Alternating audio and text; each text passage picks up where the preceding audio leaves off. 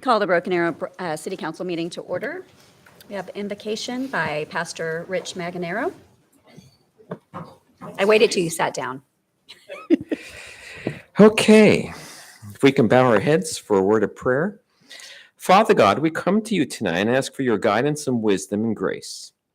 We want to acknowledge you with the decisions that come up with this council tonight.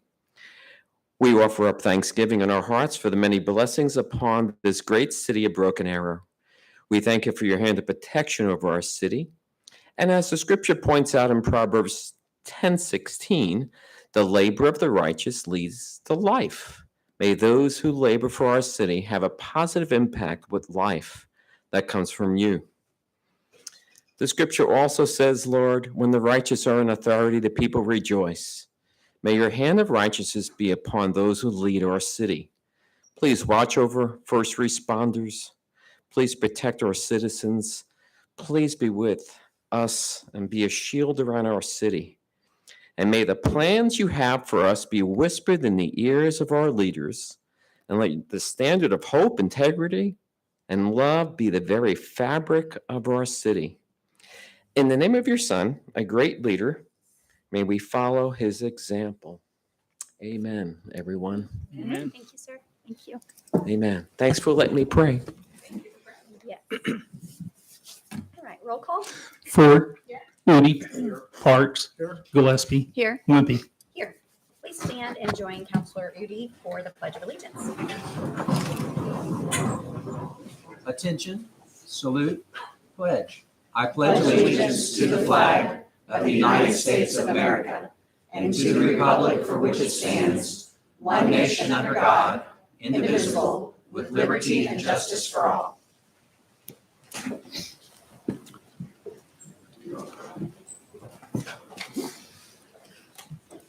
All right, we are going to table on the consent agenda. We're going to table items F, G, H, I, and J until after executive session.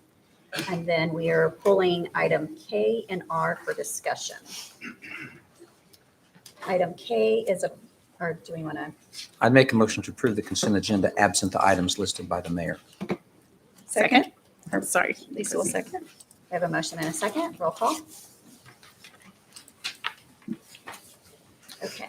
Item K, approval of and authorization to execute a service agreement with Third Generation Electrical, Inc. for streetlight repair services along the Broken Arrow Expressway. I'm really excited about this. I have a constituent. His name's Paul, and he works nights. So every time the lights are out, he lets me know, which I'm glad because I don't work nights. And so he keeps tab on it. I took a screenshot of this item, and he's super excited. So we can all as citizens thank Paul for making sure our lights are on and stay on the Broken Arrow Expressway. So I'm excited that we're staying on top of this. That's all I wanted to say. All right. Thank you. Do you have a motion? I would like to approve the authorization to execute the service agreement with Third Generation Electrical, Inc. for the streetlight repair services along the Broken Arrow Expressway. I'll second it. We have a motion and second. Roll call. Ford. Yes. Moody. Yes. Parks. Yes. Gillespie. Yes. Wimpy. Yes.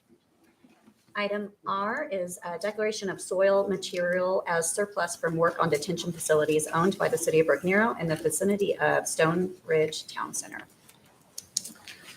Good evening, Mayor and Council. I'm Tim Robbins, Construction Division Manager in the Engineering Construction Department. I'm here for Ethan Edwards. Before you, this consideration is for declaring soil materials that'll be removed from work associated with the Stone Ridge Town Center detention facilities projects. This declaration will be used to take this excavated material, declare it as surplus, and allow it for use in a future project. So as part of this declaration, we have taken this map and we've adjusted this. We wanted to pull this to clarify the extents of this project. Since we uploaded this, we've identified a little bit more area. So, and with that area, we have also identified more value. So with declaring this as surplus, there is a new estimated volumes of 50,000 cubic yards. So as contrary to the previous submittal, we have identified the future regional detention facility to the south as the bulk contributor to this estimated cubic yardage of material that's going to be surplused. Along with this increase in the cubic yards, we have a overall beneficial value of 600,000 in lieu of the 300,000 identified in the agenda. With this declaration, we'll be able to move forward into the future projects that'll be allowed. One of these future projects is the overall construction of that regional detention facility identified there. Ordinance, per the ordinance section 2-40, that requires us to declare this as surplus during the value exceeding 15,000. That is what the city staff recommends in this condition. I'd make a motion to declare the soil material as surplus and at the value as amended. Our computers still show item 6. Right. Okay. Because when you We're gonna pull do- items off, I have Oh, to that's right. voice vote. We'll have to That's do why I it. made an Manually. oral motion, because they can't. Do we have a second? I'll second Scott it. was the first. And I'll second it. Ford, Yes. Udi, Yes. Parks, Yes. Gillespie, Yes. Wimpy. Yes. All right.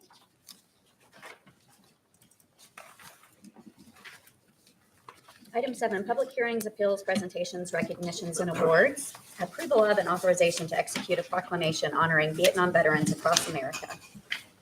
We have, is Mr. Briggs here? No, no one's here? Okay. Well, I will go ahead and read the proclamation and then we'll get on accepting it. Whereas the Vietnam War spanned nearly 15 years involving North Vietnam and the Viet Cong in conflict with South Vietnam and the United States, along with other allies, ending nearly 47 years in 1975. And whereas more than 9 million Americans courageously answered the country's call to service during the years of the Vietnam War, many of them being deployed to unknown lands far from their homes and loved ones and enduring the horrors of war while fighting to preserve our freedoms and the way of life. And whereas more than 58,000 American service members never returned home, making the ultimate sacrifice in service to our nation, the names now being etched in black granite on the wall at the Vietnam Veterans Memorial in Washington, D.C., and more than 1,500 service members remaining missing in action. And whereas those who did return home did not receive the hero's welcome that they deserved, and instead were too often subject to abuse and treated shamefully by an American government and public that were deeply divided over the unpopular war, causing pain, trauma, and other consequences that have been long-term and intergenerational. Now, therefore, I, Deborah Wimpy, by virtue of the authority vested in me as the mayor of the city of Broken Arrow and on behalf of the community of Broken Arrow, hereby acknowledge and express our tremendous and undying gratitude for the dedicated service and sacrifices of the American military service members deployed during the Vietnam War and to the many servicemen and women who supported them in their mission, as well as their family members and loved ones. Furthermore, I formally express our deepest regrets to our Vietnam veterans and their families for the manner in which their loyal service to our nation was not recognized as it should have been, when it should have been, and for all unnecessary pain and trauma this may have caused. I'm sure many of us have someone in our lives that was a Vietnam veteran, and receiving this proclamation, my dad is a Marine Vietnam veteran, and he still battles. He still has issues. You don't approach him when he's sleeping, and so I grew up with that, and so knowing that whenever you see a Vietnam veteran, we should always say welcome home is very important, and so just acknowledging their time and service to our country, I think, is important. So, absolutely. Yeah. I made a motion to approve. I second it. I have a motion and a second. Roll call.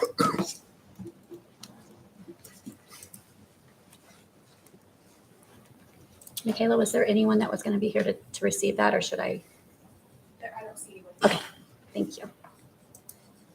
All right. Item B, approval of and authorization to execute a proclamation declaring April 2023 as Autism Awareness and Acceptance Month in the city of Broken Arrow. And it says Matt DiCiccio. I can't think of the name. Okay.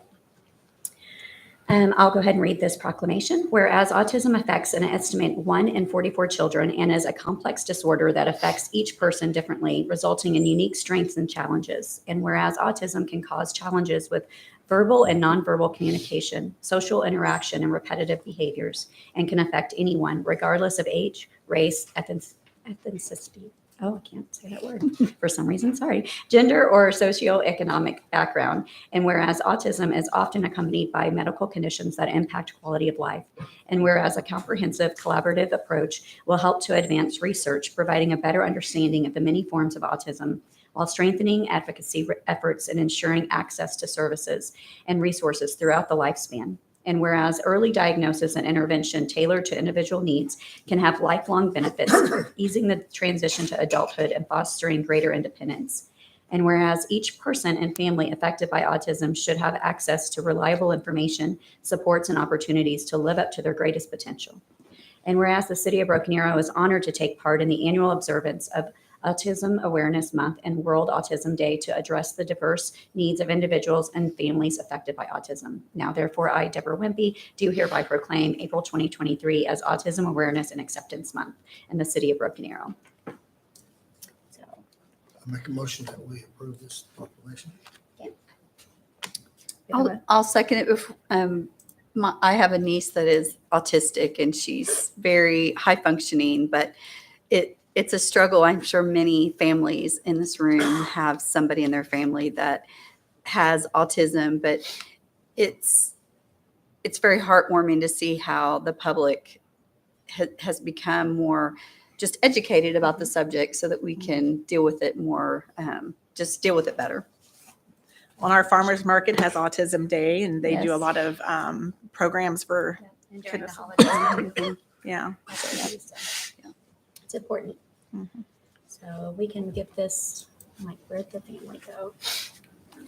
The family take care is of it, still Mayor. in the room. You want to take it? Okay, thank you. All right, item C, approval of and authorization to execute a proclamation declaring support and encouraging participation in the 2023 Wyland National Mayor's Challenge for Water Conservation. Charles Oaks. Good evening, Mayor, Vice Mayor, Council, Charles Vokes, Utilities Director. Would you believe it's almost April I feel like we again? just did this. So it's A time year to ago. participate in the Wyland National Mayor's Challenge for Water Conservation. We participated last year and came in third in our cities of our size. Hopefully this year we'll get to number one. Would you believe last year the city of Broken Arrow used almost 5 billion gallons of water, which is about 13 million gallons a day.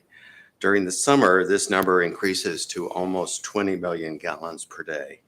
The Water Conservation Challenge highlights the value of water, and it reminds us to use water wisely. So I'll take questions or Any questions? What do Well, we need to be do to number win? one. Sorry. We have the same question. Where do we get Competitive. We need more Sign up and votes. take that pledge. Yes. pledge. Yeah. So everyone here needs to sign up Yes. and take the Yeah, pledge. take the pledge. Yes. Stop taking my No more I think you need bats to- for No more April. bats, but you need a You pledge. just stop drinking water. That's what- Okay, well, I'll go ahead and read the proclamation. More whereases, so bear with me. Whereas the City of Broken Arrow continues to explore ways to manage residential consumption of water and power and to inspire its residents to care for our natural resources. And whereas cities can engage in efforts to inspire their own communities as well as their neighboring cities to become better environmental stewards. Whereas the 12th Annual National Mayor's Challenge for Water Conservation presented by the Wyland Foundation and Toyota with support from the U.S. Environmental Protection Agency, WaterSense, the Toro Company, National League of Cities, Zinni, is a nonprofit challenge to residents to encourage pollution reduction and smart water use. And whereas with the encouragement of their mayors, residents may register their participation in the city's challenge online by making simple pledges to decrease their water use and to reduce pollution for the period of 1 year, thereby assisting their cities to apply state and federal water conservation strategies and to target mandated reductions. And whereas from April 1 through 30, 2023, the City of Broken Arrow wishes to inspire its residents and its neighboring communities to take the Wyland Mayor's Challenge for Water Conservation by making a series of online pledges at mywaterpledge.com to reduce their impact on the environment and to see immediate savings in their water and electric bills. Residents will further be provided with tools to take specific measurable actions throughout the year to improve the sustainable use of natural resources. Now, therefore, the mayor and the city council members of the City of Broken Arrow, Oklahoma, do hereby proclaim as follows. Section 1, the City of Broken Arrow agrees with and supports the Wyland's Mayor Challenge for Water Conservation. Emphasis. Section 2, that the program is to be implemented from April 1st through 30th, 2023, through a series of communication and outreach strategies to encourage Broken Arrow residents to take the conservation challenge. In witness thereof, I hereunto set my hand and cause the seal of the City of Broken Arrow to be affixed this 21st day of March, 2023. Make a motion to approve or to accept. To accept. Second. We have a motion and a second. Roll call. Okay. All right, item 7D, recognition of Broken Arrow neighbors for 40 dedicated years of service to the citizens of Broken Arrow. And I'm going to turn this over to Councilor Ford. Thank you, Mayor. It's been my honor to serve on this board for over 20 years. Yes, I'm that old. I'm going to read a little bit of background. Megan's going into a lot more information about what this agency does. You guys are going to be blown away, so just hold on to your seat. And then board, after we finish all of that, we'll have you come down for a photo after Megan does her PowerPoint. So just to let you know. Broken Arrow Neighbors, BAN, was formed in 1983 through a group of local church congregations who desired to impact hunger in Broken Arrow. From this small pantry, BAN gradually grew into a thriving basic needs assistance agency offering food, financial assistance, medical, legal, dental clinics, school supplies, holiday assistance, and outreach services. In 2014, embarked upon a capital campaign to raise money for a new facility. I actually was the chair during these 2 years of the capital campaign. We designed to meet the growing need for our services. In October 2014, BAN moved into our current 10,000 square foot facility.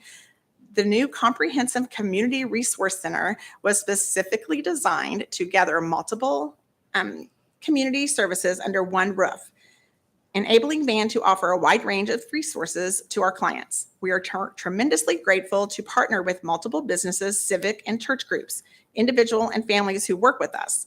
BAN continually reevaluates the efficiency and effectiveness of the services we provide, endeavoring to always look forward to consider how we can better meet the needs that our clients bring to our doors.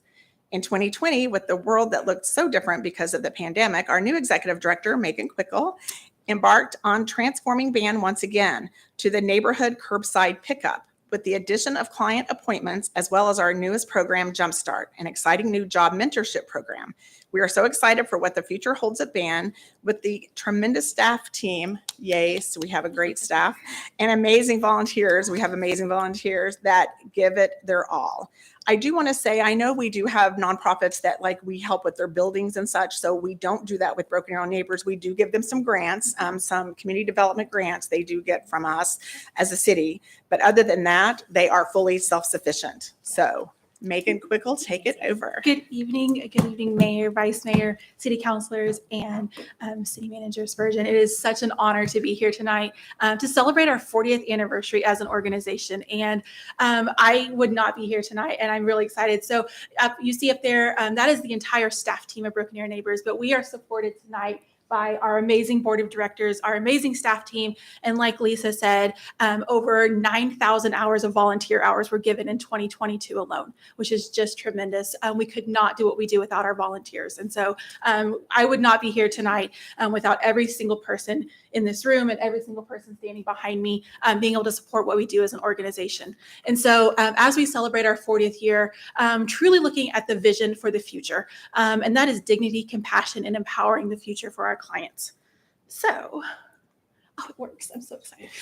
So our mission and our vision, Our mission, of course, is to provide basic needs assistance with dignity and compassion to neighbors in need through a cooperative community effort. That has been our mission since day one at Broken Arrow Neighbors. And so when Lisa talked about where we came from and where we're going today, so we started out in a little white house there on the corner of Cedar and Broadway.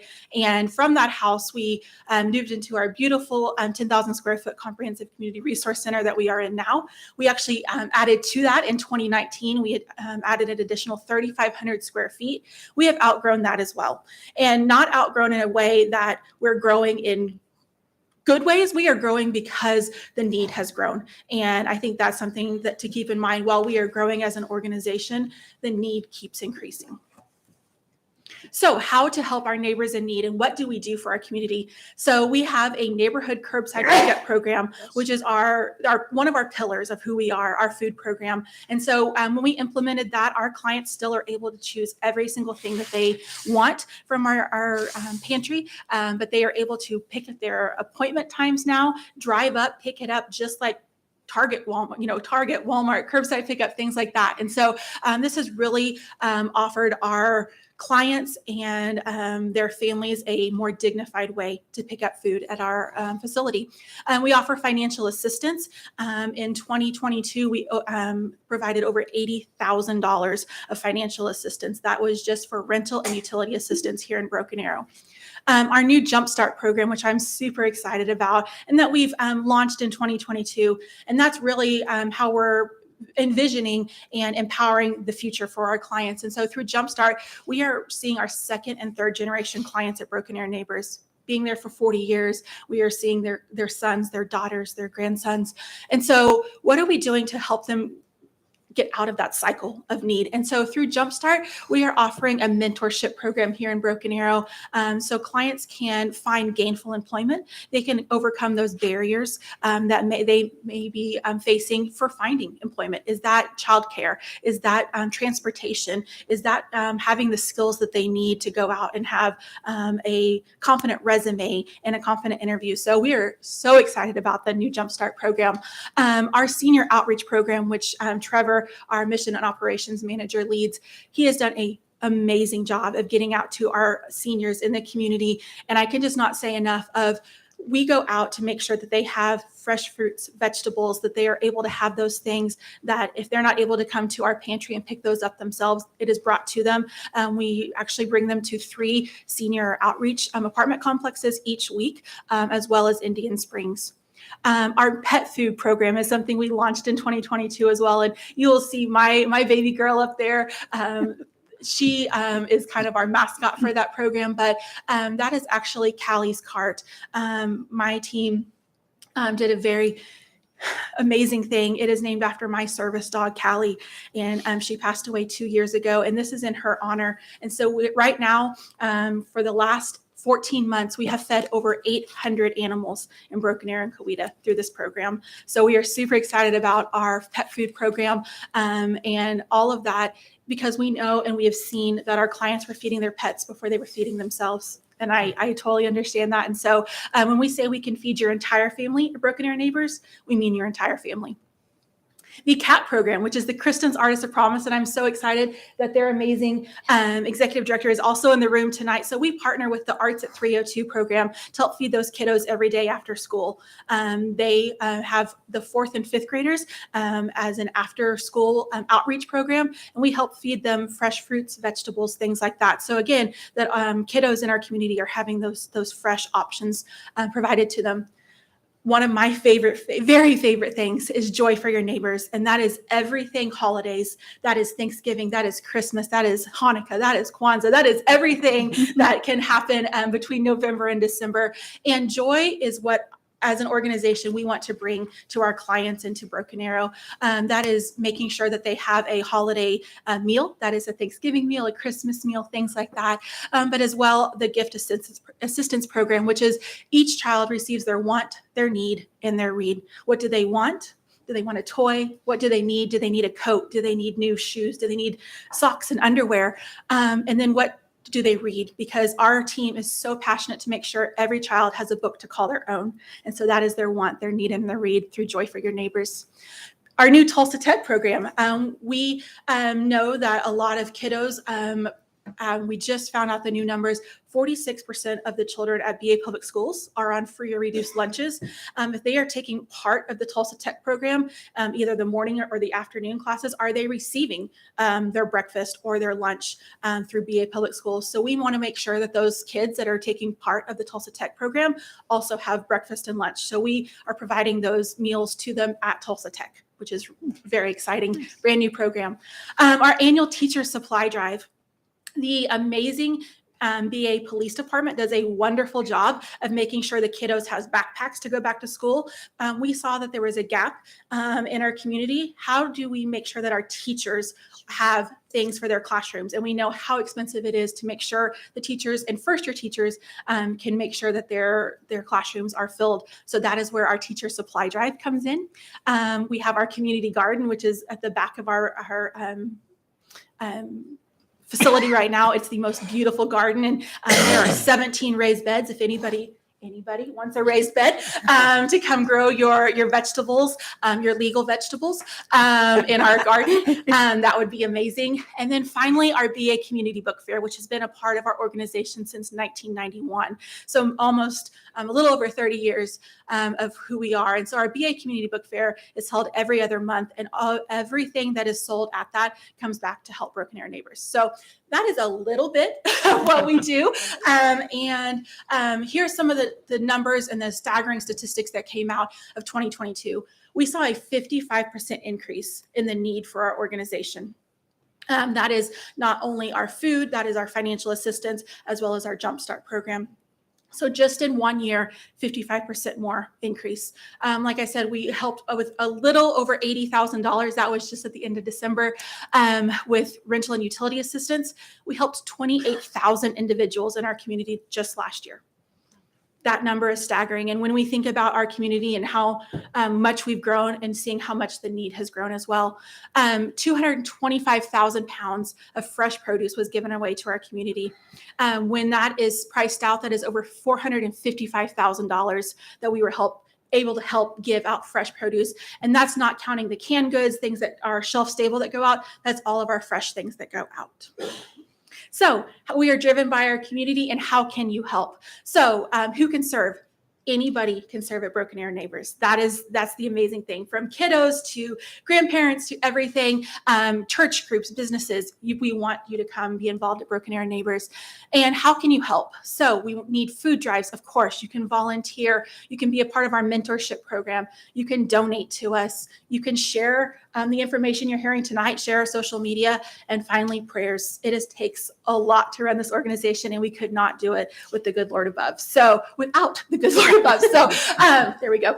And but again, it's such a tremendous organization that we do so much for our community, and we are so honored to be here tonight. So finally, if anybody wants to scan the QR code, that's how they get in touch with us. As we celebrate our 40th year, we have a lot of amazing things coming up in the next 6 weeks. You will see us buzzing around town. We have Tour Neighbor Tuesdays, which we just completed today for our third. You can come the third Tuesday of every month. Come see what we do. Come see our warehouse. Come see how we serve those 28,000 individuals each year. The first thing that we have for our 40th celebration is Stop Hunger Game. If you are competitive, like anybody maybe in this room, you can come be a part of our Stop Hunger Games on Thursday evening, April 20th. Hunger in Your Backyard is our new signature event. Hunger lives here in Broken Arrow. We are a tremendously prosperous community, but there is hunger here. So we want to make sure that we bring awareness to that for our new signature gala. And then finally, Tour to Neighbors, which is going to be our third annual cycling event through the beautiful Broken Arrow. So we welcome everybody to come to that event. And again, thank you so much for listening and hearing all that Broken Arrow Neighbors does for our community. Thank you for all that you do for our community. Well, and you talk about humble beginnings. I know that what moved that White House Yes. started In- as a youth group project in the Presbyterian Church Yes. that was located where the Bramble is now. That's where this started. Yes. As a youth group project that has helped at $20,000 or almost 30,000 people this year. Yeah. extrapolate that out 40 years, the hundreds of thousands of people that have been helped Mhm. started talk about prayers as a youth group project in the First Presbyterian Church. Absolutely. I mean, And that you was think of in it from humble 1980. So beginnings. we're counting our 40 years as our official, Right. you know, But I know coming- that was the roots Yep, of it was. And when you think of, God bless his humble beginnings, that's where that was. And everything you've been able to do is extraordinarily impressive. Thank you. I remember when it was started and back in the early 80s, and it's been a pillar of the community, you know what I mean, as it's grown and grown. And I've never seen a problem area. I mean, it's so easy to work with if you're ready to donate anything. And it's just exciting. And then just selling the programs that you've got. And a lot of times we just think of it as just giving people food that need the food. But if you're giving them a way to get out of that deal, it's just amazing. So I certainly appreciate it. You've done a great job. Thank you. Well, and I know you're used as a clearinghouse, finding people in need, because I know the what used to be the Broken Arrow JCs, they did a food giveaway for decades. Yep. And it was through the resources that Broken Arrow Neighbors, and I know other groups do that. The resources you bring to other nonprofits is extraordinary too. So I think, clearly we're fans of the work you Thank you. do and appreciate it. Absolutely. Anybody else? Okay, so we do have a certificate that I'll give you, and the board, if the board wants to come on down, we'll get our picture taken over here, and it just says Certificate of Recognition in honor of Broken Arrow Neighbors. Thank you for your 40 dedicated years of service to the citizens of Broken Arrow. So, I Mayor. had no whereases. I just wanted to. say that. She did not have to say whereases. Let's all go down.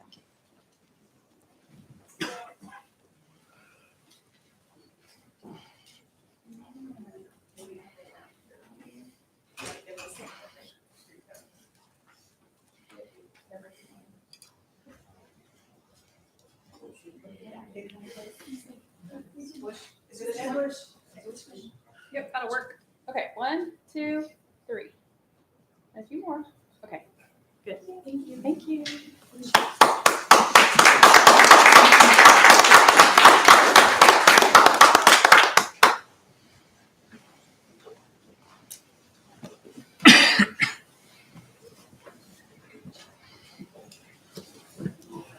I'm tired after hearing all that.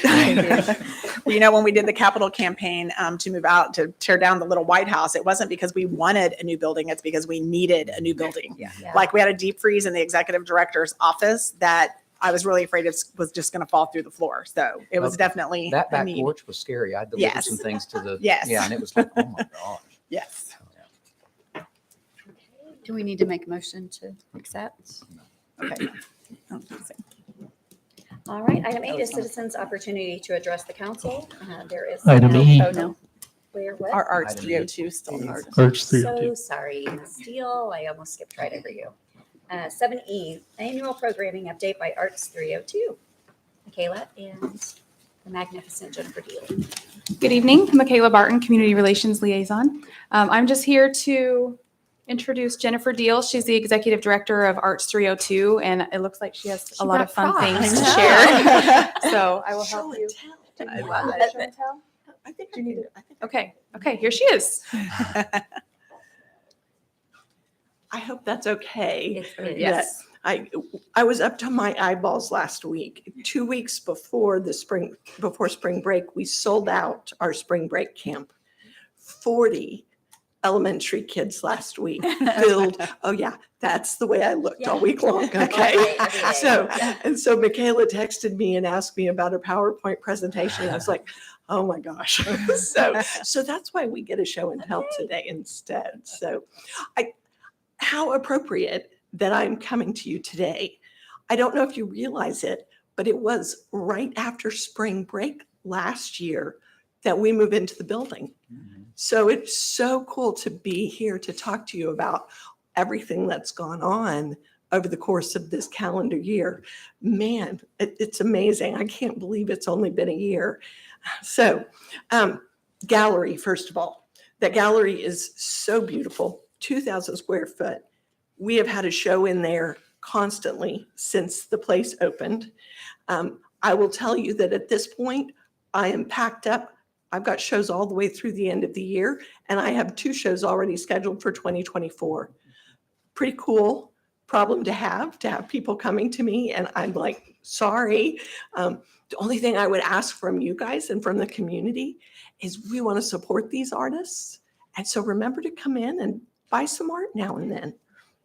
We will be moving forward to start having our gallery openings on the first Thursday of every month, starting in May. The one in April is going to be on a Friday, but after that, they'll be on the first Thursday of every month. So come check it out. The show that's in there right now is absolutely amazing. If you haven't seen it, large scale sculptures, some prints, some really incredible masks made by Patrick Riley. He made a mask for Lady Gaga. And depending on your music, he also made one for Blake Shelton. So we got a couple of areas covered, but they're really, really cool. He did a workshop last weekend and the community got to make masks with him. So that was really neat. So in addition to the gallery, we have lots of classes. Tonight, sculpture with Clancy Gray. Now I will tell you, you're going to look at that and you think that's really intimidating. Really intimidating. Clancy can teach anyone to make a sculpture. He's incredible. He teaches you how to see in 3 dimensions. I have never seen someone, I've taught people how to see 2D wise, but I've never watched someone do it in 3 dimensions. So if you've ever thought about learning to do sculptures, you should come and take Clancy's class. We have pottery classes going on. We have a Cherokee potter that's teaching another class tonight. We have 3 wheel throwing classes. I'll tell you that our wheel throwing classes, they sell out like that. What are you saying? Wheel throwing? Okay, you remember the movie Ghost? Yes. And how Demi Moore and Patrick Swayze? Okay, that is wheel throwing. Sold out. So Jane, they're sold out. That's why it's sold out. Okay, cool. There we go. So we have 6 potter's wheels. And so right now we have potter's wheel. We have those classes. We have 3 different classes starting this week, and every single one of them already has a wait list. I haven't come to my board yet, but I want them to buy me a couple more potter's wheels because we can definitely fill those up too. I'm listening. You're listening. Okay, cool. So our classes, we have 33 classes starting this spring. Okay. I think we have filled every class this time. Last in the winter, we had 32 and 4 of them did not make. So now granted, I'm letting them make if we have 3 people and it covers the cost of the teacher, because I feel like at this point, we would rather have people in a classroom rather than having an empty room. So we're not making money off every single class, but we're starting to make money off the majority of the classes. And we have classes for the little guys, elementary school, all the way through adults. So much going on. So definitely come and check it out, because there's always come one evening. Tuesday evenings are the best evenings because we have more classes on Tuesday evenings. If you'll shoot me a text message, I would be thrilled to take you on a tour and tell you what all's going on. Okay. Now, I told you about the camps. So our spring break camp, the kids got to learn to do silk screen printing. So we're talking, they could make a career out of something like this at some point. Several of them screen printed on their own t-shirts, and they were actually, we thought we were going to run out of time, and 3 of the kids were starting to tear up. And Julian, my guy that was teaching them, was like, oh no, we're just definitely going to have to do that. So we had 4 different teachers that worked with the kids from 9 a.m. until 2 p.m. every day. So they got to see each teacher. They did a little bit of clay, a little bit of sculpture, a little bit of drawing. We started every day with some kind of creative activity. The name of the camp was Imaginary Worlds. So that was one of the things we did in the morning. And I will tell you, if you know people with elementary age kids, tell them to get on our website, because my group of teachers have come up with 4 different camps for the summer. And oh my gosh, their camp ideas are amazing. I want to take every single camp, but I'm a little too old. So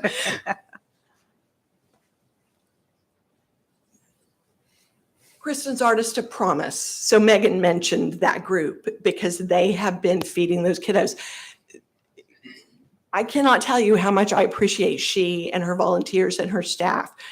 We figured out, when we started out last spring, we started out giving them crackers and, cookies and just stuff that was really shelf stable that we thought kids would like.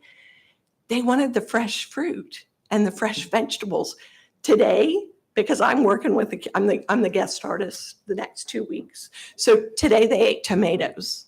I did not eat tomatoes at that age. So it's pretty incredible. And I really, really appreciate everything Megan's doing. So I get to be the guest artist. So we are making clay whistles this week and next week. And we started them today. They really work. But I have an incredible staff. Two adults and 2 high school kids that work with those kids every day. And then we rotate different artists through to give them different kinds of experiences. They've written music. They've done stop motion video. They've done sculptures. They're doing clay whistles. We're just trying to give them as many opportunities as we possibly can. It's been, and we've learned a lot along the way. We keep learning. Mr. Spurgeon, I made him give me furniture last year. You remember this time. I said, we will have a pilot program because I will be learning starting in March. And he bought me 8-foot tables and folding chairs so that we could start because we had no furniture in the building at that point. And I learned a lot, but I keep learning. When does that part stop? So it's what makes life exciting, right? So. And the only other thing that I wanted to tell you about is that we are getting ready to have our very first fundraiser. The first of many, I'm sure, because in order to, we want to keep those doors open forever and ever and ever. And our first fundraiser is called Mimosas on Main. So it's a July fundraiser. And you can buy tables if you're interested, just let me know.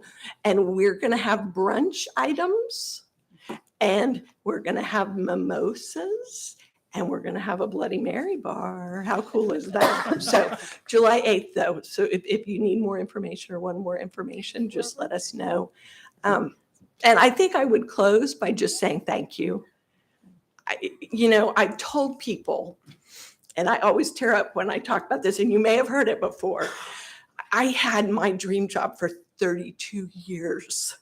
And I got to inspire creativity in kids, over 4,000 kids in Broken Arrow. Now I get to inspire creativity in a community. And that just gives me goosebumps. And it's because of you guys and the support that you guys have given that I have that opportunity. So thank you so much for all that you have done. Thank you. You inspired, we talk about our daughter all the time, but you inspired her to do, and she's doing spring painting. She's doing rugs and artwork. And yeah. And it's probably because of you. Well, I hope I had a part to play in it. Yes. Addie's a pretty creative kid. I think she would have found a way, but I love that kid. Yeah. So when Art's Okay realized we needed a director to run 302, there wasn't really even any debate. And to Jennifer's credit, she walked out of the education world, which is its own special world. I know I studied to be an educator. That's why I'm not. But it's walking out of its own special world and doing something she'd never done before, being an executive director.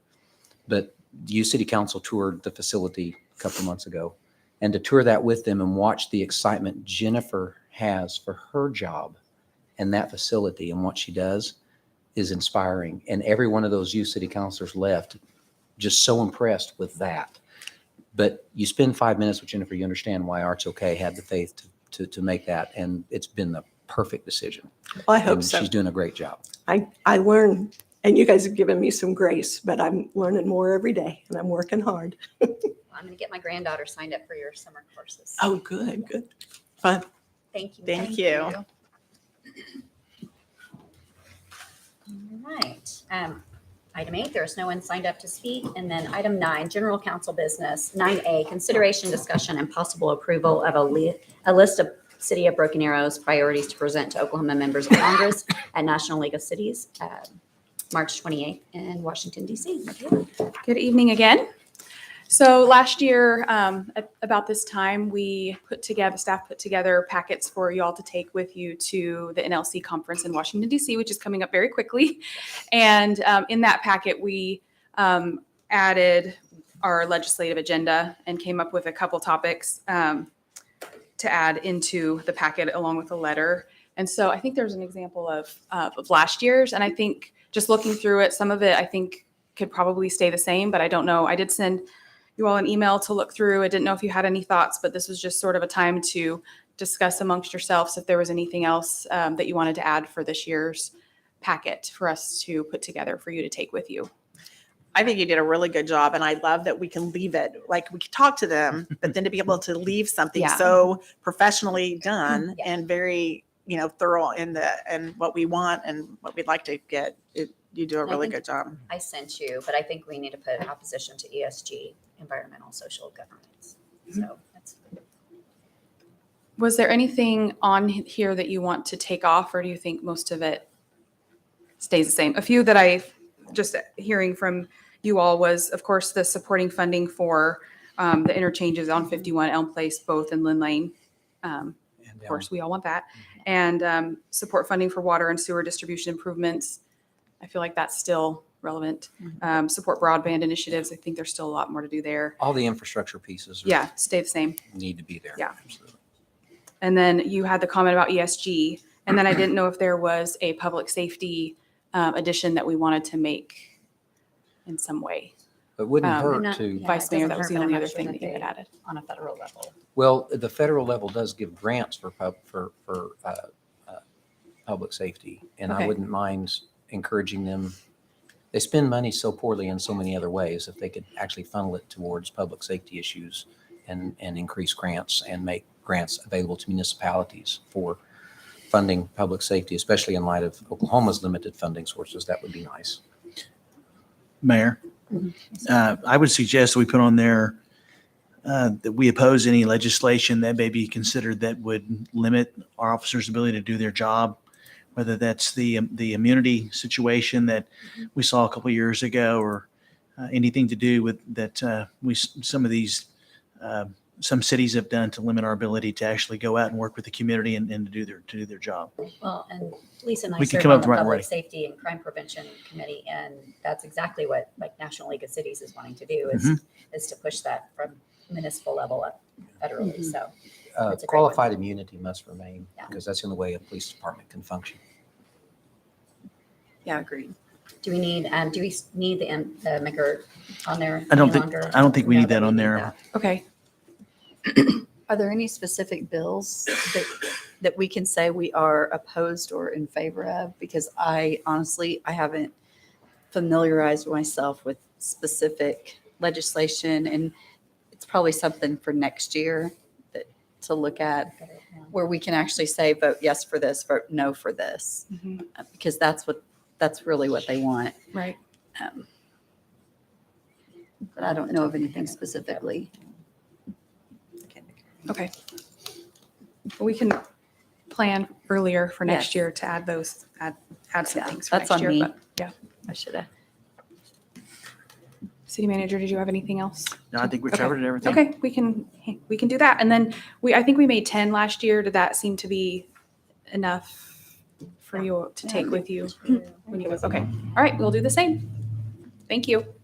And for the citizens that don't know, we leave, some of us, well, we're all leaving this week to head to DC. And we have one day on the Hill that we will be meeting with our legislators and advocating for our city and our state. Thank you. Thank you.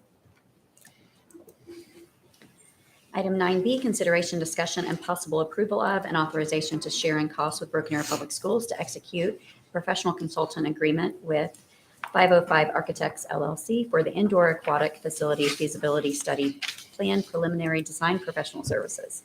Matt, that was a mouthful. It was. Good evening, Mayor, Vice Mayor, Council, City Manager. I'm Matt Hendren. I'm going to provide a little bit of background on how we got to this item. So if you'll recall, part of the Elam Park overall master plan includes an auditorium.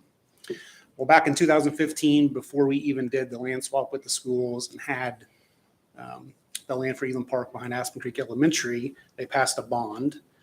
And part of their Broken Arrow Public Schools bond includes an indoor aquatic center. So right now, as the bond language reads, that aquatic center has to be located at Kirkland Activity Center. Well, once the funding for the school's indoor aquatic center is not available until 2025. So once we had the master plan done for Elam Park and it included an auditorium, we started to talk to the schools about a possible partnership. And the school district is considering going back to a vote of the people to change the language in the bond so that their auditorium or indoor aquatic center could possibly be located at Elam Park. And that led us to where we are now, which is a possible partnership with the school. So this feasibility study that's presented before you tonight has three main components. It has a needs analysis, a conceptual plan, and an operational cost analysis. And so members from the city staff as well as the school get together with the consultants and talk about the needs from the school side as well as the needs from the city side. Do a conceptual plan of what that'll look like. And then what's really important is the operational cost of whatever is proposed and kind of how that breakdown would go. But this is the first step in doing that. So the overall cost for the feasibility study for each partner is $30,725. And like I said, it includes the needs analysis, the conceptual plan, and the operational cost analysis. Is this group familiar with, because designing pools is not like designing, it's not just an architect program. It requires, it should include input from USA Swimming and professionals that actually, if it's going to be done right. So the pool aspect of this plan, their sub is Councilman Hunsaker, which is the same company that designed and gave input on the Jinx Indoor Center. And as a swimming official, there's a lot of things that could be done better than what Jinx has. Very good. So, I mean, that gives me some comfort, but I would want to expand that to than just that group, because there's a lot of things from competitive swimming field that are not ideal about the Jinx facility that could be done better. I understand. So, if this is approved tonight, we'll start conversations with the school district, and I'm sure there's public meetings that are included in they're included with this feasibility study, much like we did with Elam Park, where we had community meetings. So we're going to be gathering input, not only just from the school district and from the city, but also from the community. My concern is gathering the input from the professionals who understand the needs of competitive swimming. Understand, and I'll make note of that. Okay. I'm happy to answer any questions if you have additional questions. Let me add a couple of things if I can, Mayor. Matt did a great job. I've met and been in conversation with the Assistant Superintendent, Steve Dunn. We met recently to talk about how to tie everything together, because their funds, let's just break this down, is their funds are in 2025. And we're not going to the voters, and let's just think hypothetically, but positive, that in 2027, we include in the Parks and Recreation proposition or as a separate proposition, because there'll be so many other Parks and Recreation projects to include. That's 2027. And if our project just for a community center, or if it's decided that we would add some type of an auditorium to it, it could be $30 or $40 million. Well, we sell those bonds over 10 years, and it's not a straight, and we're looking at between $263 million and $300 million next bond package. It won't be a straight divide that by 10. So we're going to have to accumulate our funds, thinking positively if the voters approve it, to be able to fund that project. Now, we can get the architectural work done in some of the preliminaries, but in terms of the actual construction, we're going to have to accumulate over several years. Well, the school district is ready to begin the process of building their swim facility.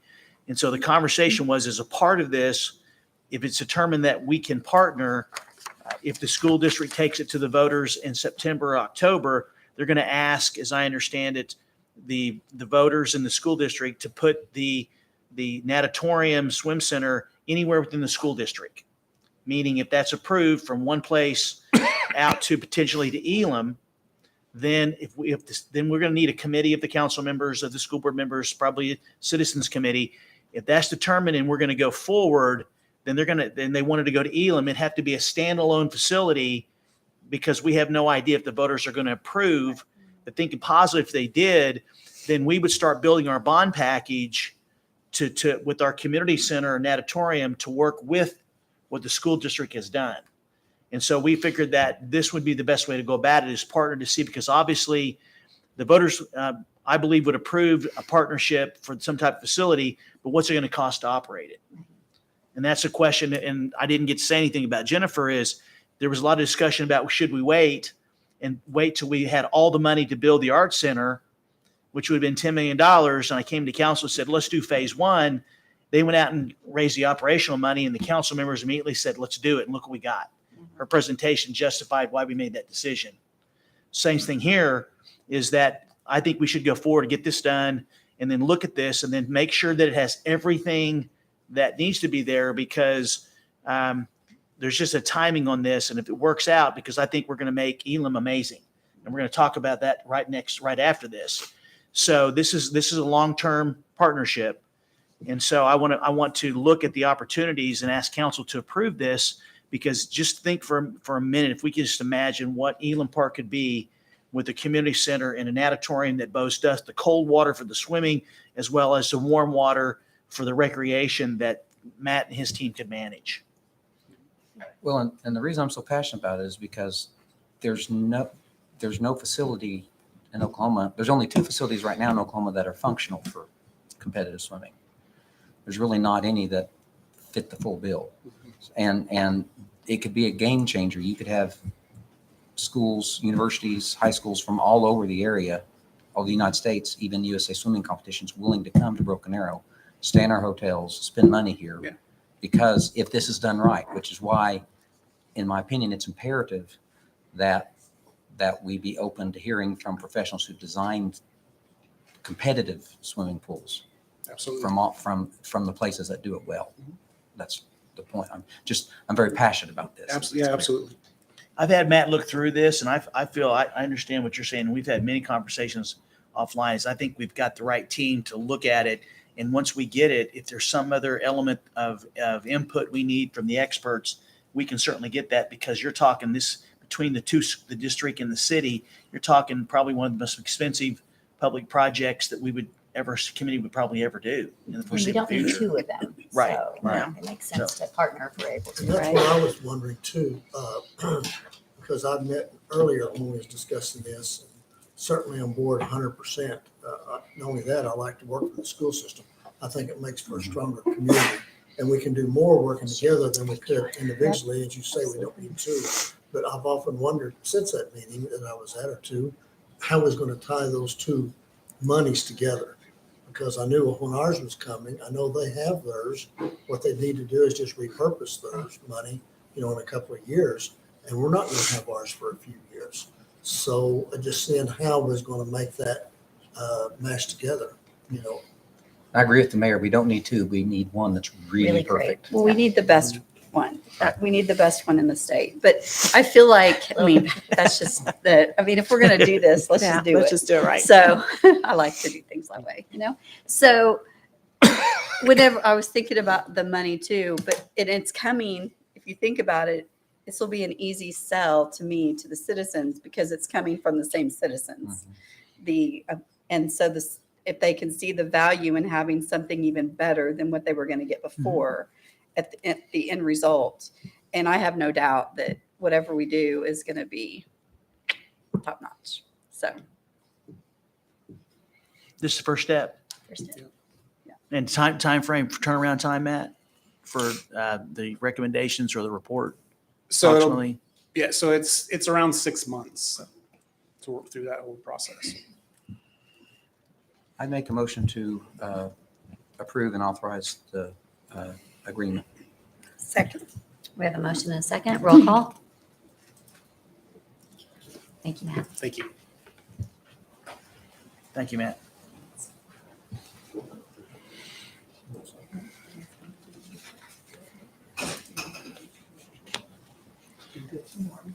Item 9C, construction discussion and possible approval of award of the lowest responsible bid to TriStar Construction and authorize execution of a construction contract for Washington Street roadway improvements from Olive Avenue to Aspen Avenue. Ethan. No, you're not Ethan. Good evening again. Tim Robbins in Your beard place is for sma- Ethan. Your beard is smaller. That's it. That's it. A little bit less here. A little bit less. Again, Tim Robbins, I'm here to present for we're very excited to get this project rolling. The design and bidding for the Washington Street from Olive Avenue to Aspen Avenue has been completed and bid out.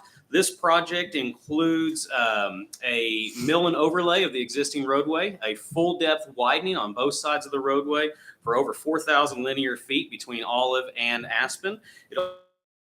Sidewalk, 5-foot sidewalk on the south and 10-foot trail on the north, over 4,000 linear feet of 10-foot trail, which is exciting.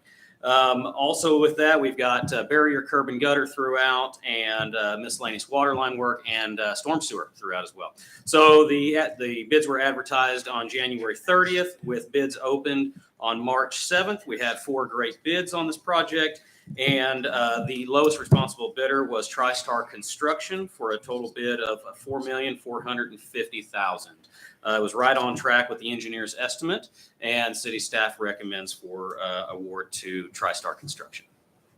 Construction time, Tim? Construction timeline on this was right at around a year, and we would expect to have contractor rolling within the next 30 to 45 days. Any concerns with right-of-way or with utility relocations? So we have worked very closely with all of the utilities in this location. ONG is just about clear. We're working, PSO has cleared out, and we are working with Windstream and Cox to relocate theirs. Currently, we do not foresee that it's going to be a conflict with construction. Luckily, we have a great relationship with TriStar, and we'll be working with all the parties. We have a great team to mitigate any of these issues as we go, but we are forecasting it good. I'm so excited for this project because I drive on this road at least 3 times a day. And I hear from a lot of my constituents, when is this going to happen? So I cut and pasted this and put it even on my page. And I'm like, it's happening if we approve it tonight. So yeah, So you want us to approve it? I would love for you to approve it. Country Air neighborhood and all the neighborhoods around there, Stone Mill will love for you to approve it. It looks like we have a motion and a I'll second. have I'll do a motion. I'll love for it to be done too. All right, we have a motion and a second. Roll call. Thank you. Thank you, Tim. All right, item 9D, consideration, discussion, and possible award No, nothing. Oh, I sorry. said item passes. of the lowest responsible bid to Hoy Construction and approve and authorize execution of a construction contract for Elon Park Phase 1. Matt Hendry.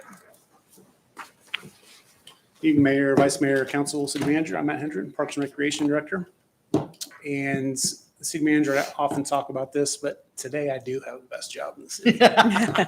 So the item before you is Elam Park Phase 1 construction contract with Boy Construction for a total amount of $4.3 million. And it's kind of fitting that we just talked about the natatorium as part of the overall master plan, because now we get to look at some 3D renderings of Phase 1.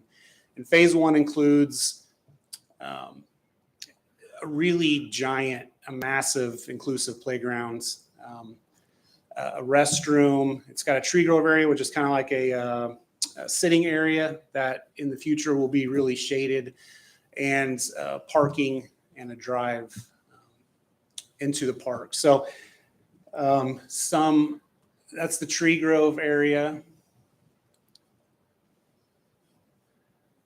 Will we have electrical outlets for the food truck area? We will. Okay. We will.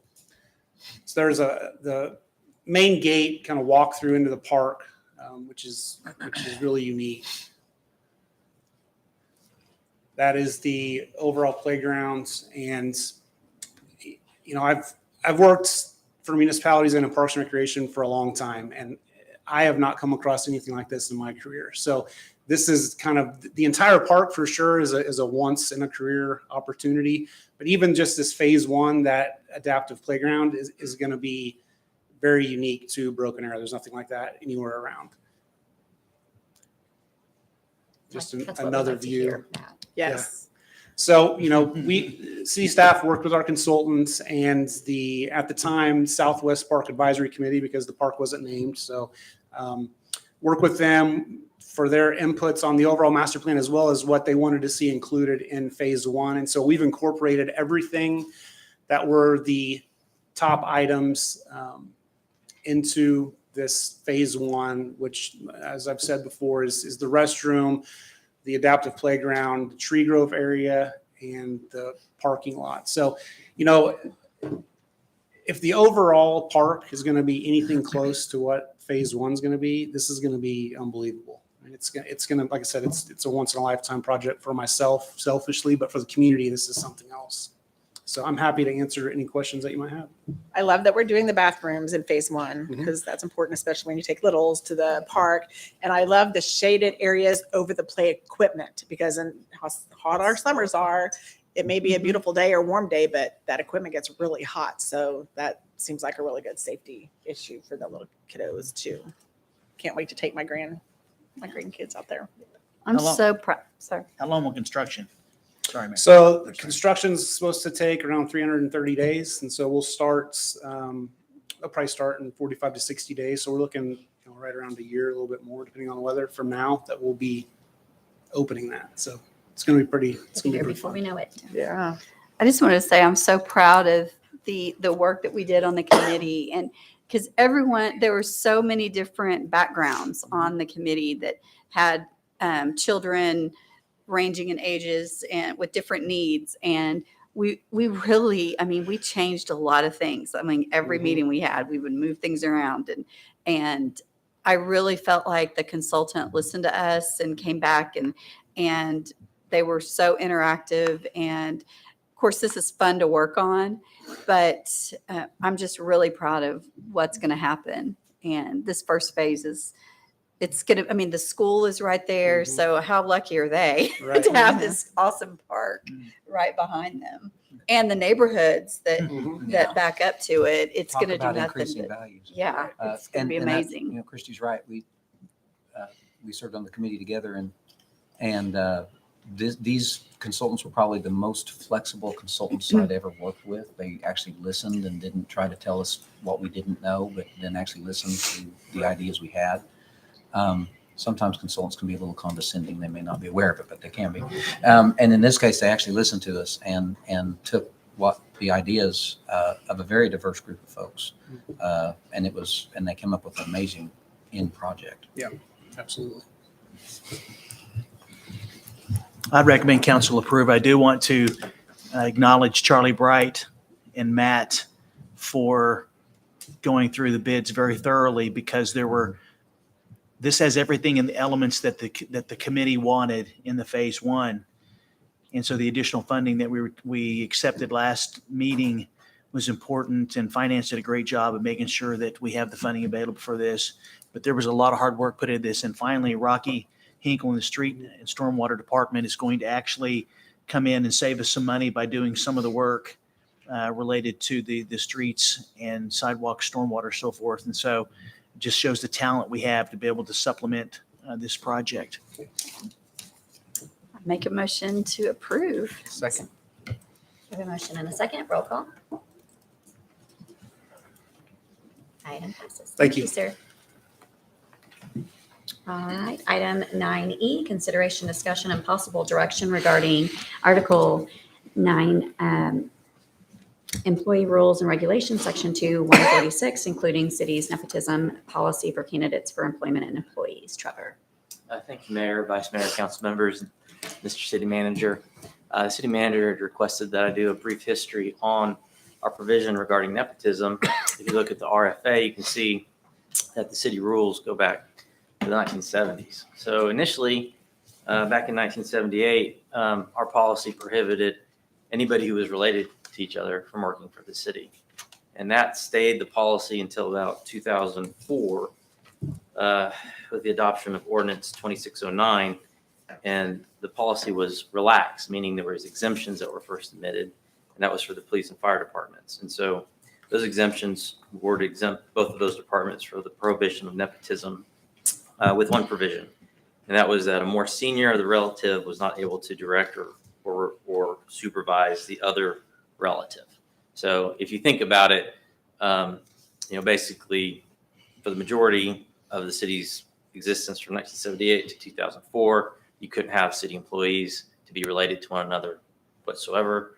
2004, that prohibition was relaxed for fire and police, and you could be hired if you were related to each other in the fire and police department, with the exception that you couldn't be in direct supervision with one another.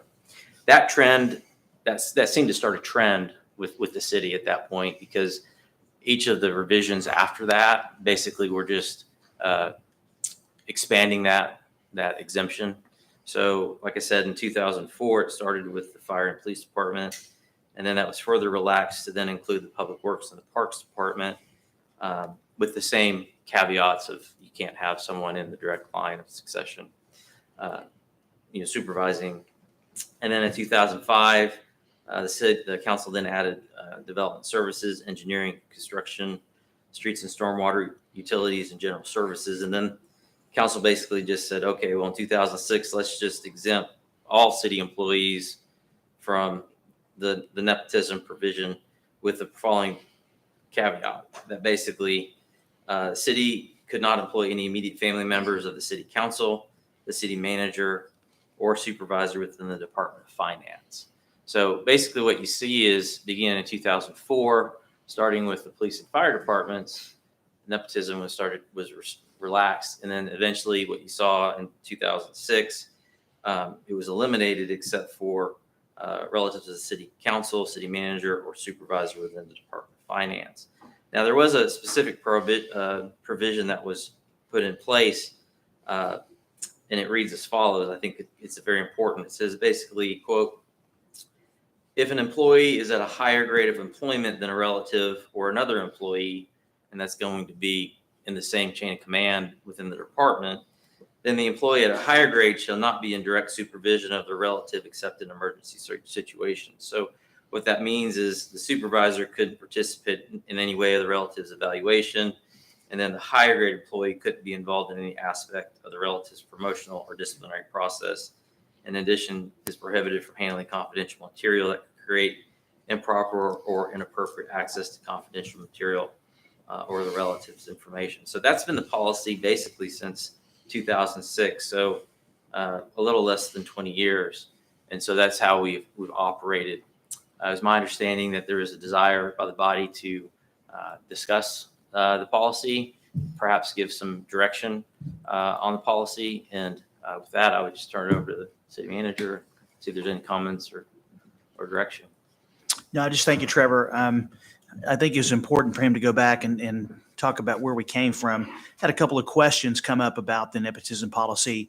And so I just felt like that the council should discuss it to see if there are any questions, comments, or concerns that legal or I can address, and then we can go forward accordingly. We have citizens that want to speak. Do you want to go ahead and have them speak? Sure. before we have discussion? Yeah. We have 5 that do not want to speak, but they are in opposition of changing the ordinance. I just want to put that on the record. And then we have Mr. Daniel Hurst.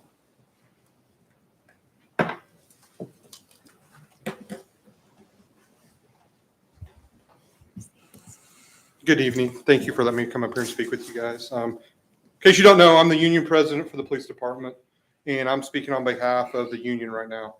In reference to nepotism and different things like that, we wanted to address a non-issue that we don't see as an issue within the police department. We set up parameters that safeguard our officers. We have many people that are related within our police department. We have husbands and wives, aunts and uncles, cousins, you name it. We have that type of relationship, fathers and sons and different things like that. And we've always found a way to work around that in every situation, whether it's discipline or promotion or those different opportunities. that we provided for them. We try to be as transparent in all these issues as we possibly can. We continuously look at the big picture of these situations, and we continuously look to monitor and modify every situation as possible that comes up.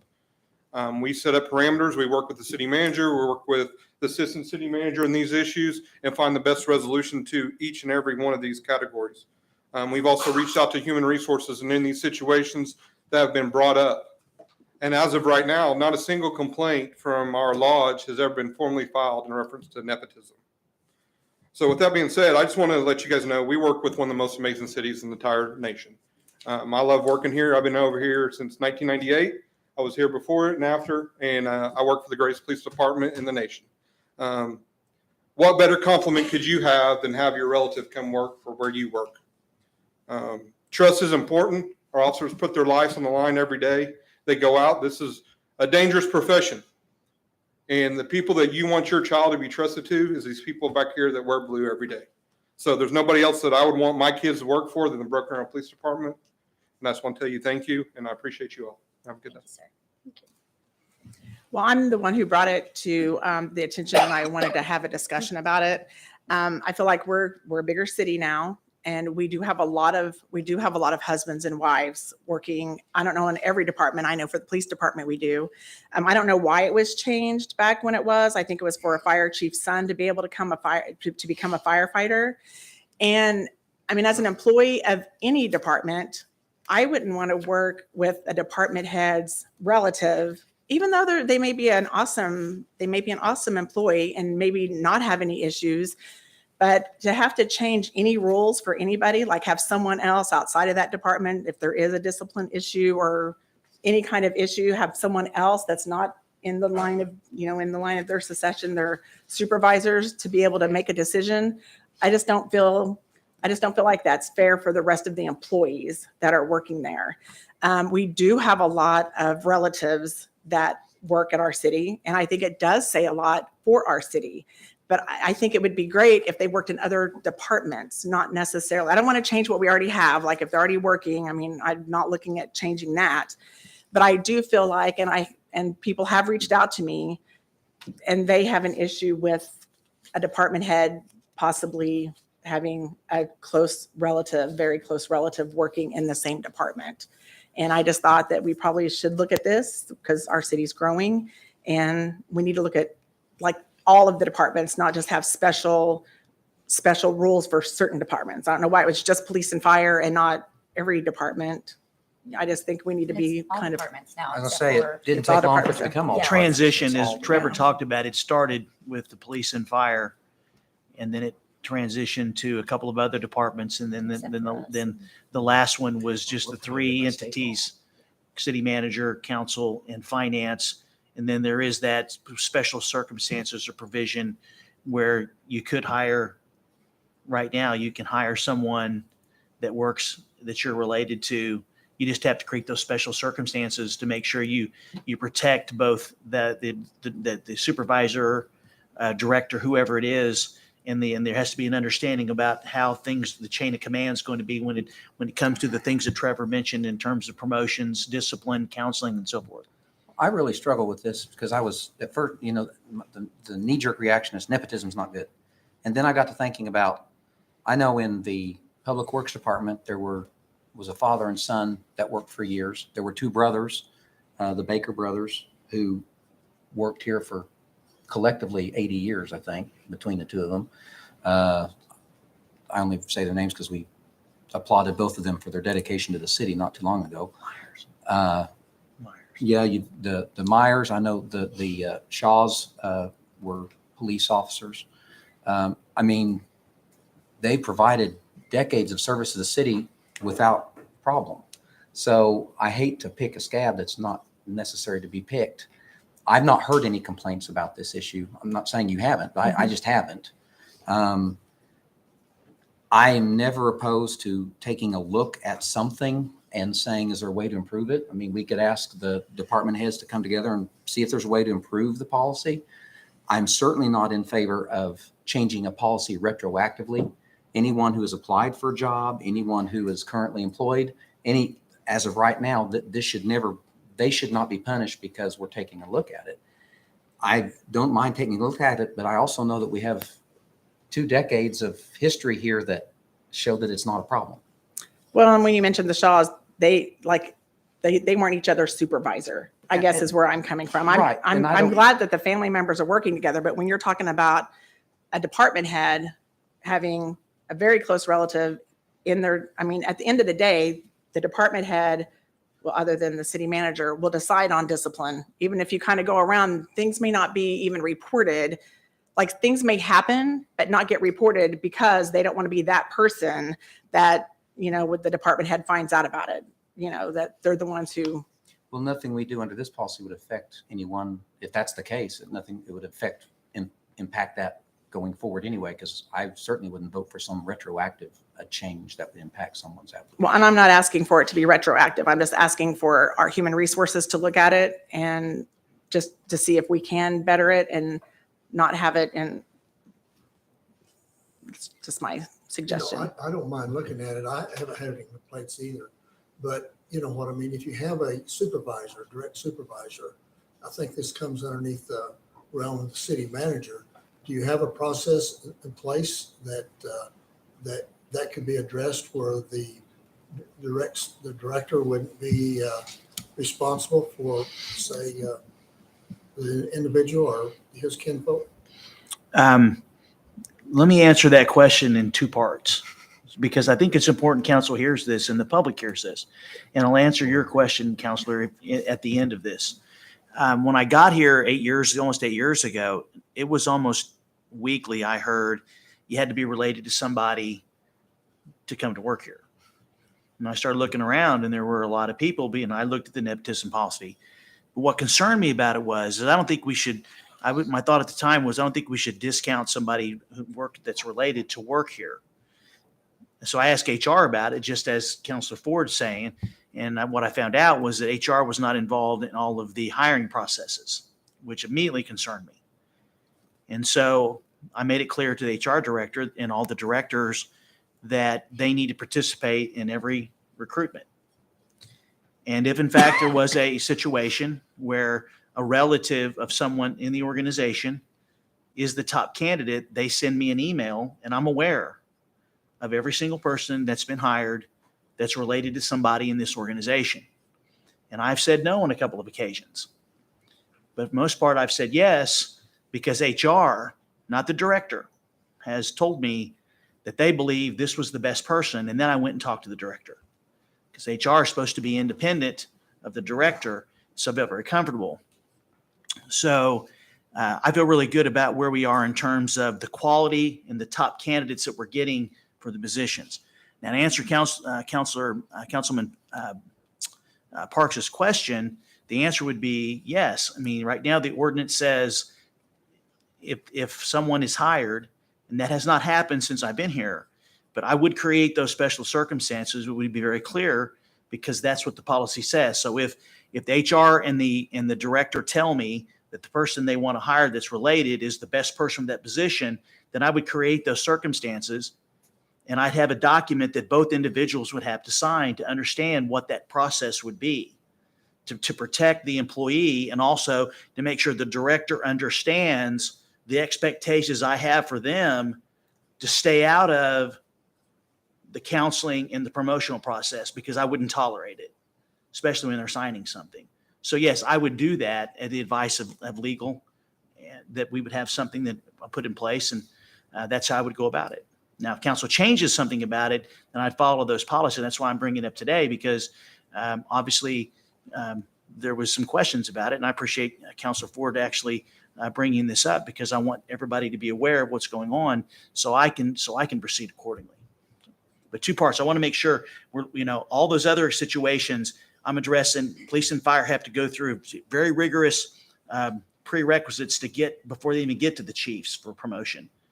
Okay, so they follow those, and so I feel really comfortable about the quality of the candidates we're hiring, those that are related and not, and you all see them almost every day.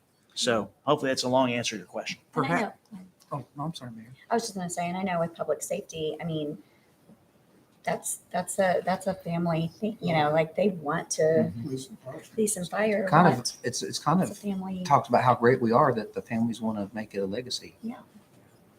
I mean, if this is something we really want to look at, then I would suggest perhaps getting the department directors together with the city manager and HR and discuss how this applies and make recommendations for changes if any are appropriate. And if there aren't, then they can explain to us why. And if there are, we can look at them.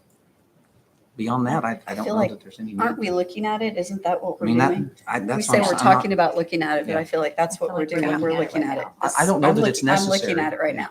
So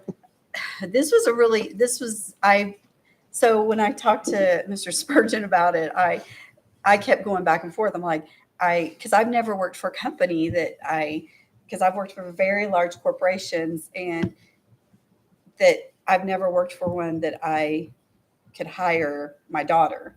And like the last company I worked for, my daughter couldn't even be like a distributor for the company while I was in leadership with the company.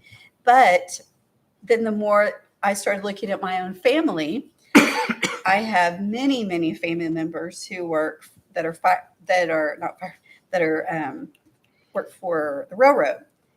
And I mean, my uncles worked, one of them hired the other one, and my cousins all worked together. And one of my cousins, he and his wife work in the same department. At one point, she was his boss. And then there's just such a tradition in public safety with family. I was watching a special last night on 9/11, and I thought, why would anybody want their father, son, to go do this? Because it's like families lost, Yeah, my brothers are, many people on 9/11 at the same time out of the same family. But it's because it is that tradition, and it's like the military. It's a tradition in families that you come up through this, and what a great thing. I hope, that a son or a daughter would want to do the same thing that their family member wanted to do. And so I looked at it from a totally different perspective. And even Walmart family members, my dad was a Walmart manager for 40 years, and Walmart allows family members to work in the same stores, even it's in some occasions, just depending. So I think those things have changed over the years. And my family lives in Ozark, Missouri, and they work for the city. Family members work for the city there. So I was literally looking at my whole family and like, okay, well, everybody's related. I'm the only one that wasn't related to somebody in my company. So I had to really take a look at that and think, okay, well, I haven't experienced that personally, but all my family has. And it seemed to have worked out okay. Nobody's been fired over it or gotten in trouble over it. So I like hiring my family because if I don't like it, I can fire them. It's easy. yeah. Well, I just wanted to bring this to the council because employees brought it to me and they were concerned, and maybe because it's a department head that this will be affecting, and not, just And I people on the I same get that. level. I do get And that. whatever the council decides, or the department heads or HR, I don't know, maybe we should hear from our HR director to see if this is this normal practice? You've worked at a lot of different places besides Broken Arrow. I don't know. Is that all right with you, Mr. Spurgeon? Okay. I just didn't see her. She was sitting. She's hiding She was from us. hoping she didn't have to. Daniel's a little bit taller than me. Good evening, Kelly Cox, Human Resources Director. The last municipality that I worked in, we did not have a formal policy in place. However, it was unwritten that you would not supervise one of your family members. I think it's all over the board. State law prohibits the city council and other positions, of course, but the city council here sets that. And we'd certainly be happy to take the direction that you choose. Well, I would like to look at it and get feedback from our department heads and our HR director. And then if no one else has an issue, I've at least done my due diligence for the employees that came and spoke to me with their concerns. And I'm only one person out of 5, but I can sleep better at night because I brought it here. Yeah, Because it was brought to absolutely. me. So Well, I also don't mind looking at it, certainly. But as long as there is certainly the ones we have now are ones that have application, I don't think it should affect. But as long as the city manager can provide a buffer, you know what I mean, so it never gets to the director. The director doesn't have to direct this fellow family member. I don't really have any problem with it either. We have a strong city. A lot of people like to work here, and police and fire have been in that situation for quite a while nationwide. The families. You said the working in the trains. A lot of times they get in there and everybody's working together. Yeah, So, they are. but I certainly am Literally. opposed to looking at it for the future. What I mean, if we need to, unless the city manager changes his mind on his buffer zone there. But it sounded like he had it together. I do have a question. Is there a policy? I assume there is, but I don't know. For anonymous complaints, like can somebody submit a complaint or concern to you, and it wouldn't be shared with anybody? Like you could go, like if there was a situation, Mhm. is there It a depends process on for the- that? On the situation, but yes, there are. And we have received those since I've been here. I assume you have a whistleblower policy and all those things necessary too. I guess I feel like I've kind of made my point because I know we heard from the FOP president who has not heard any complaints at all. However, I've had people reach out to me that didn't reach out to him. I mean, I guess that just kind of shows you that not everyone's going to be, Right. they feel more comfortable talking to some people than others. And so that's why I brought it to the council. Get that. So just to be clear, I can have the directors and HR look at this as far if there's anyone, if council has no concerns with anybody that's currently being considered for employment, then that's how I'll proceed. And then we'll look at this and I'll come back to council when I have the opportunity. But I can assure you is that the directors we have in this organization have a tremendous amount of integrity, in my opinion. And I don't really have any concerns, but I also would have to have the agreement to make sure everyone's understands the expectations should there have to be a special circumstance. And I feel really good about if we have to do that will be followed. I know all the candidates that are applying would not be looked at if they weren't qualified for the positions. So No, for the last 8 years, I think that we have done an amazing job of screening candidates. We get a tremendous number of applicants for every job. And so we're very fortunate. So I think I have my direction and I'll work with Kelly and we'll take a look at this and come back sometime, probably later this summer see if there's any recommendations that we could improve upon. But I can tell you is that I think this is very important. We do have a lot of folks that work here that are related. And I tell you, I couldn't be happier with the quality workforce that we have. And I feel really good about the screening process, Kelly, and the HR director before that. Thank you. Thank you, Kelly, for answering our questions on the spot. I don't think we had anything. We just need a direction, right? So I'll make a motion to look at the possible direction regarding item E. We have a motion and a second. Roll call. What's the motion? That we're looking at it. City manager, just what he got through saying. That they're Yeah, gonna be city looking manager. at it. Okay. City manager, the HR, and we'll take a look at the policy and come back with any recommendations to council.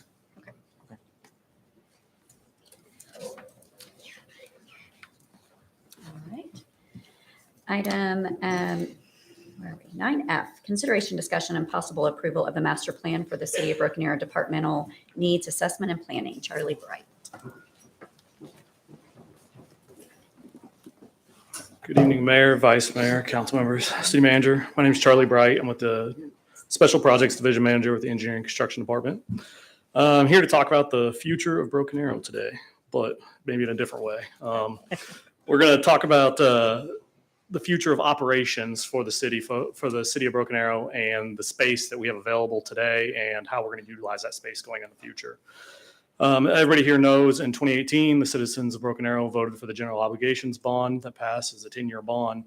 As part of that bond, there was two projects that are, there's more, but two main projects that operate on current or City of Broken Arrow operation buildings. The Stark, what we call the Stark building, and then what was anticipated to be the Windstream building that we were working on purchasing at the time. Before we started that, we kind of collectively said, let's slow down a little bit and let's take a global picture of what we're doing here before we go improve these buildings and everything. And we talked to the city manager agreed. And about a year ago, we brought it to council and we had a contract with BKL Architects, who did what we have here, a needs assessment study, and looked at the usage of how we use 7 buildings today: the Windstream building, the Stark building, our Fleet building, and then Fire Station 3 and 7, the old ones that came offline, and the annex building out at the public safety complex. So the main ones we looked at. Those are the ones we looked at because they either had space available or space was becoming available, or we had funding tied to them for future construction projects. So today I'd like to just go over a little bit, kind of the brief version of what was recommended in that report, and be happy to answer any questions.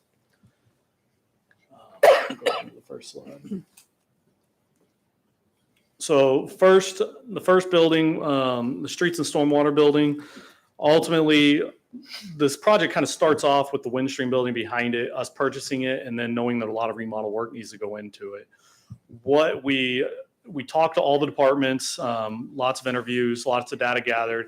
What we kind of determined was we needed more of a forward-facing presence on First Street for the streets and stormwater building, something that looked a little bit more open to the public. And so the recommendation was that we move streets and storm and the utility department admin, their directors and admin, to the streets and storm building at the front, clean up the front of that building, make it open to the public. Maybe there's a day in the future where that's the site where we go pay utility bills and collects and everything else. There's just as a possibility. That's not necessarily a hard fact in there today. Makes sense because we have court fees and stuff right there as well. So Exactly. that could be a good thing. So make that more of an open area to the public. And then the back half of it is just because it's a way to utilize it is we maintain keeping code enforcement in there. They're in there today. There's ways we could rearrange the building to make it more efficient. There's a lot of wasted space in that building today, efficiency wise, really large offices, large hallways, large conference rooms. There's just ways we could utilize that space better. So we'll go on to the next one. Tied to that is what we purchased, the Windstream building. I will say one of the bad things, we're really happy to have the Windstream building, the yard, the space. It's very much needed for our operations, but it needs a lot of remodel work. It's pretty run down. One of the main things it needs is a roof. It's leaking. It's a very old roof. The office, the warehouse space is great, and it's probably going to be most utilized by our people immediately. Office space side pretty much needs to be completely gutted and remodeled. But going into that, the recommendation was our office staff of those departments is up front in the streets and storm building. But the actual public works employees, the superintendents, the foremans, the crews themselves, they'll operate back here out of the Windstream building. They don't need to be quite as forward facing to the public, but they're also kind of a critical mass idea. They're all together. They can work together. The other crews that might be in a different department, they're still just sitting down the hall from you. So it's easier to work together, share resources and stuff like that. Using the warehouse area for storage for all the materials, their streets of storm, the lights, all the extra materials to keep on hand, utilities, the pipelines, the meters, the pumps, everything extra. They keep it, the storage materials for there.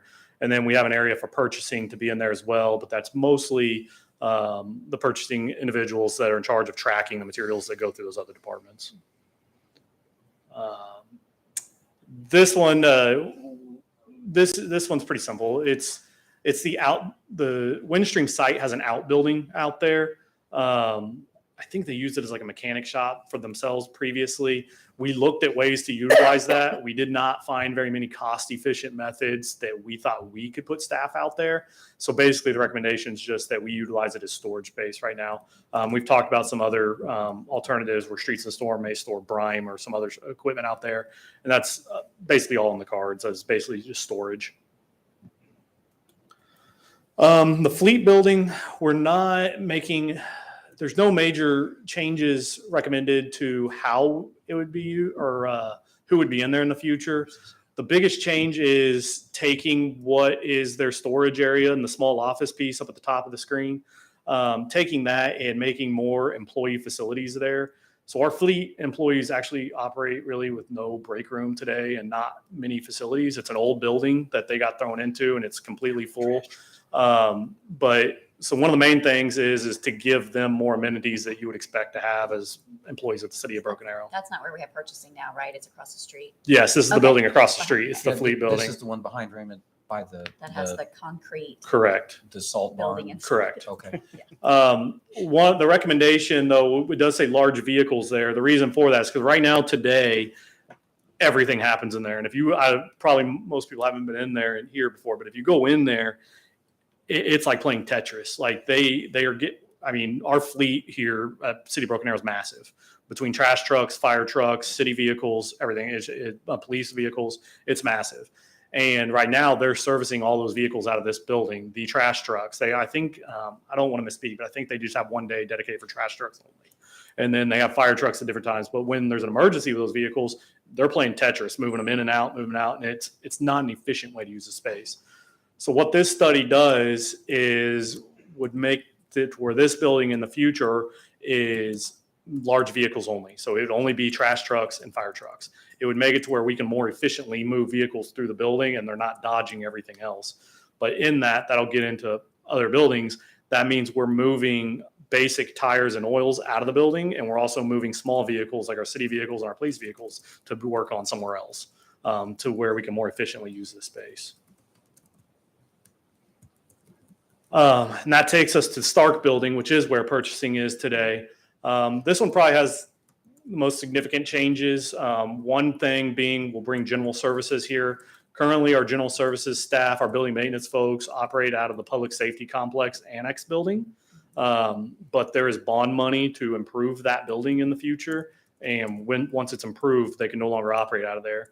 So we create space for them. The hard part is getting them storage space. They have a lot of things they keep on hand. I mean, think about just all the things that we use to keep our buildings maintained every day: light bulbs, carpet, paint, everything. They have to have storage space for it. So getting them a large area in there, keeping a large, that's still primarily where purchasing would stay, but keeping a large area of purchasing. And then the other new one is what we just talked about with fleet, moving a section of fleet over here, which would be light vehicles.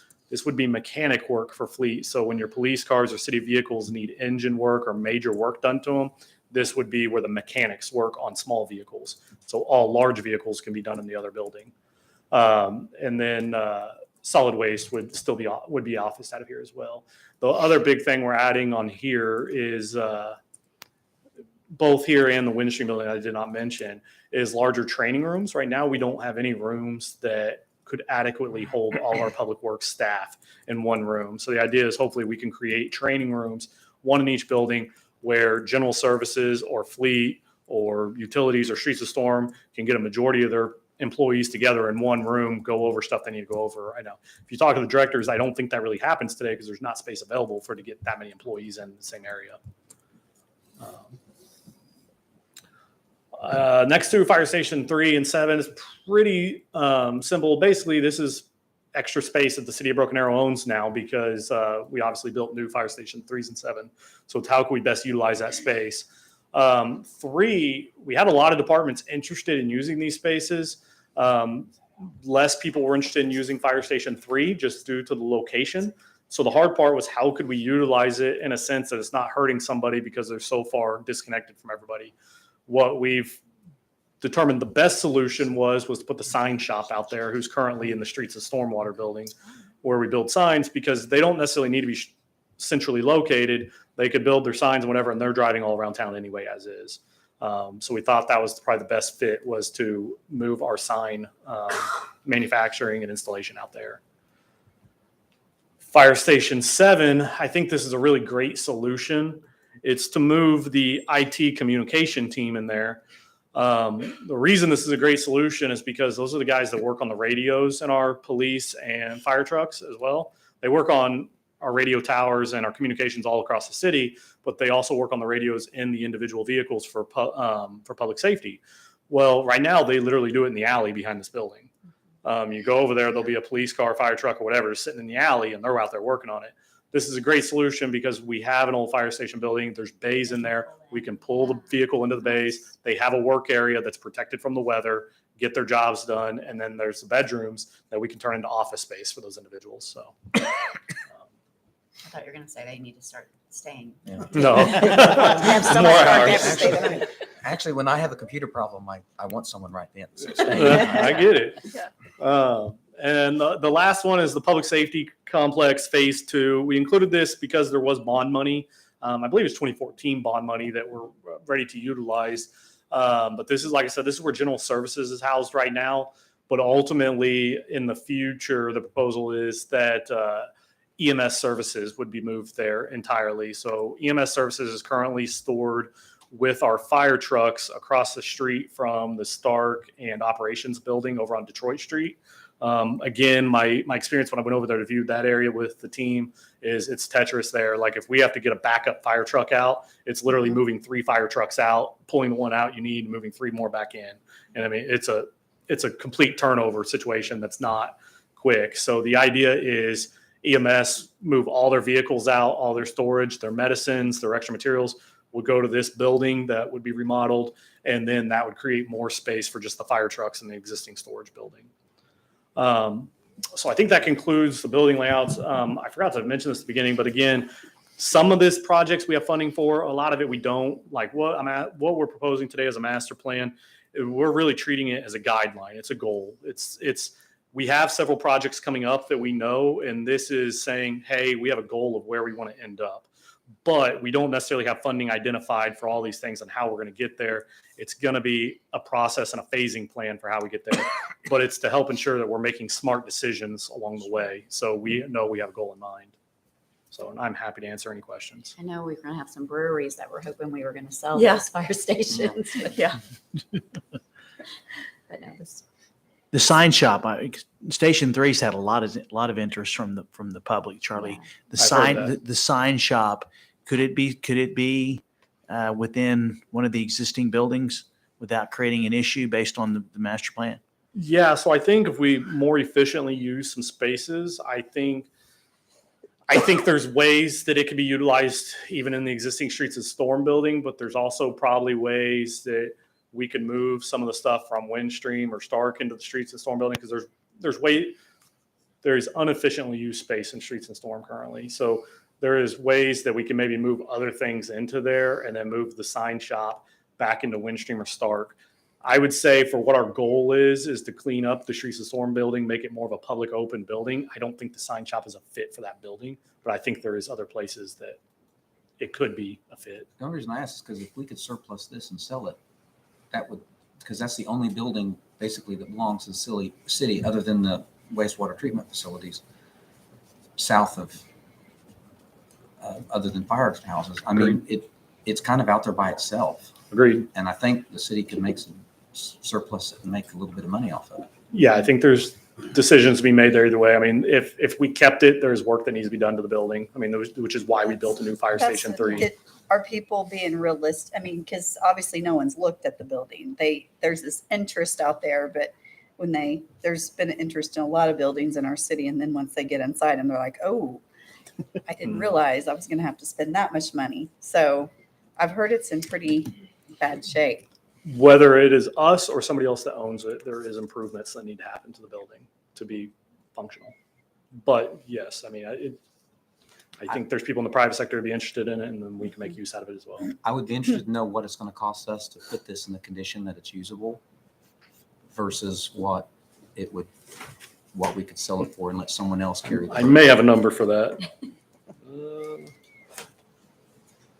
By the way, Charlie, I've missed you. We haven't seen you up here in a while. Yeah.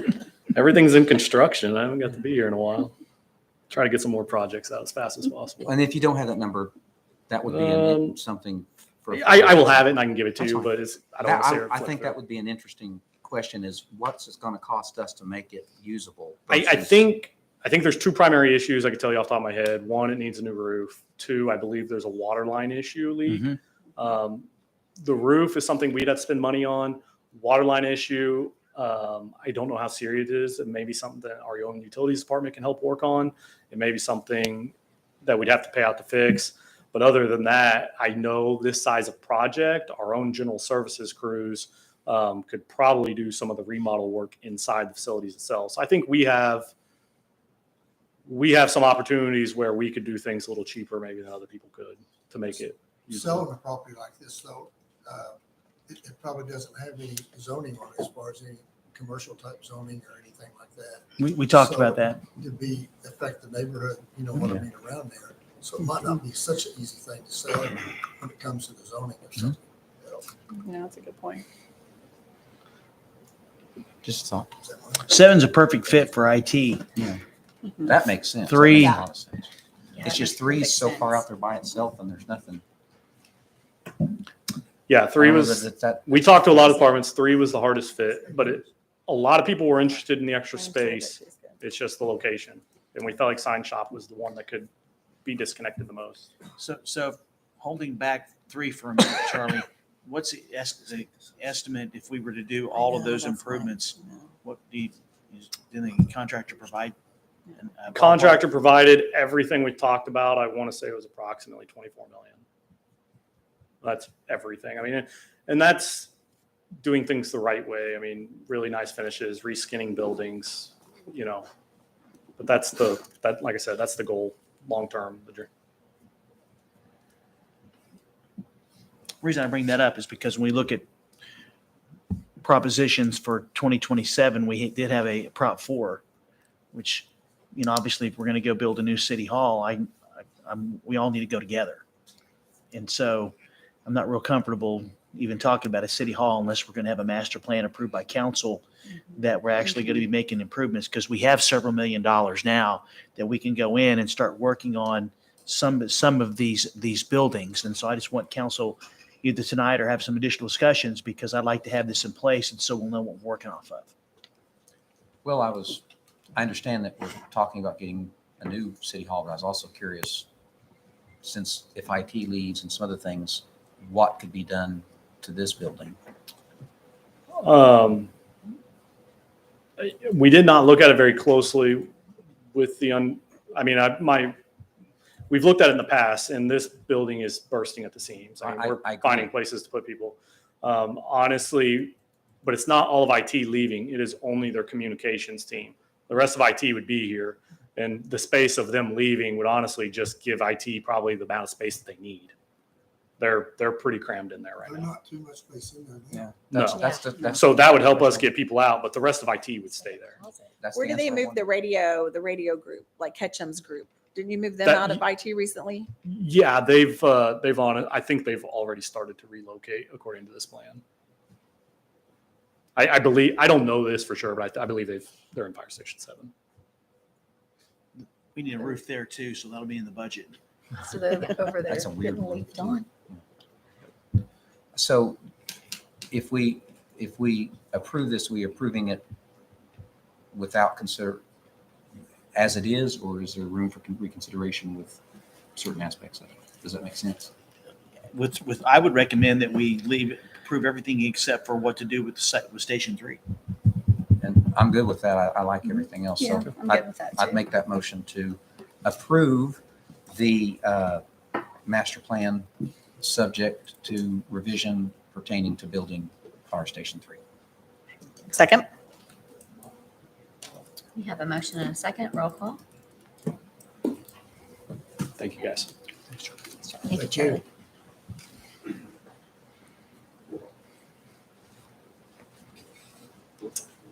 All right. Item 9G, consideration, discussion, and possible action regarding a waiver to section 4.1 of the Land Subdivision Code for, can you say your last name? Polarchio. Polarchio, yeah. Property, approximately 13 acres. My mother-in-law does not say. That's fun to say.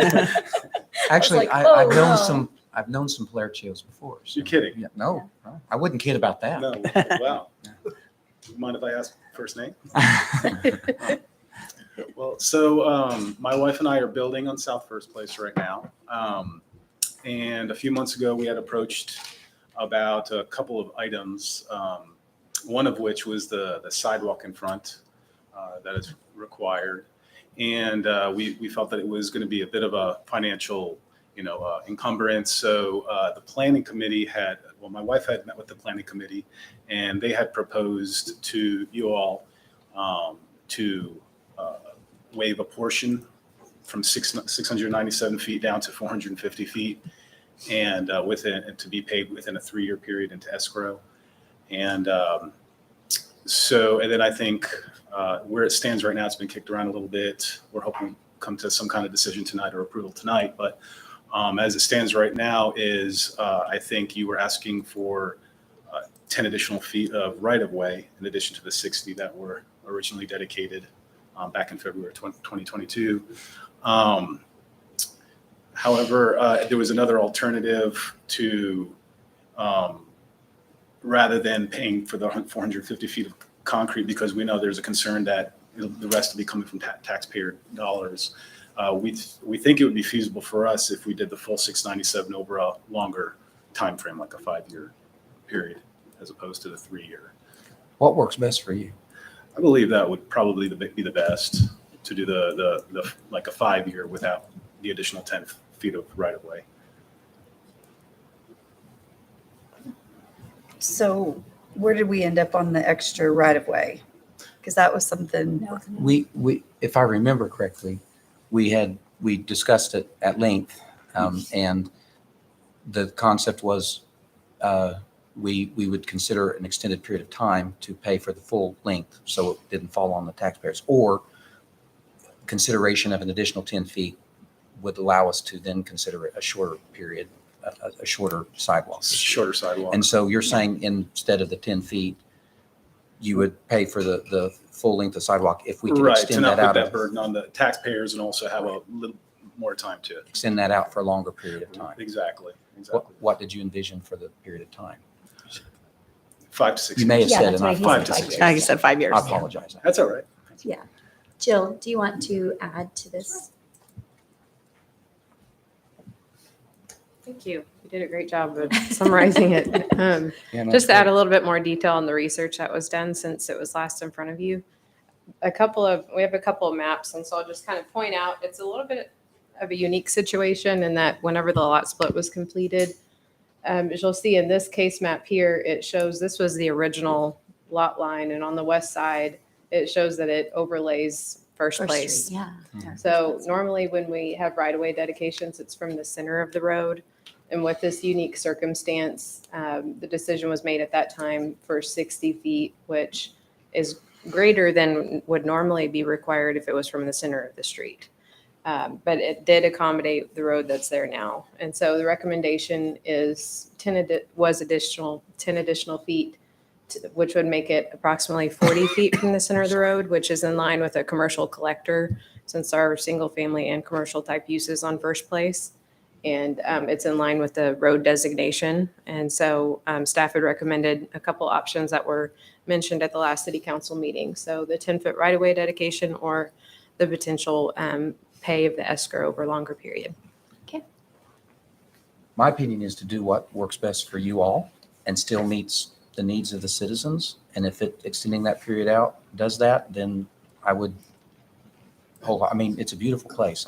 If you made legally, if you needed one more time, as long as we have a document that you're, paying that over a period of time, just make it easy on yourself. It's just that that would make it where we're at least doing our due diligence and getting a sidewalk someday. Sure. In that area.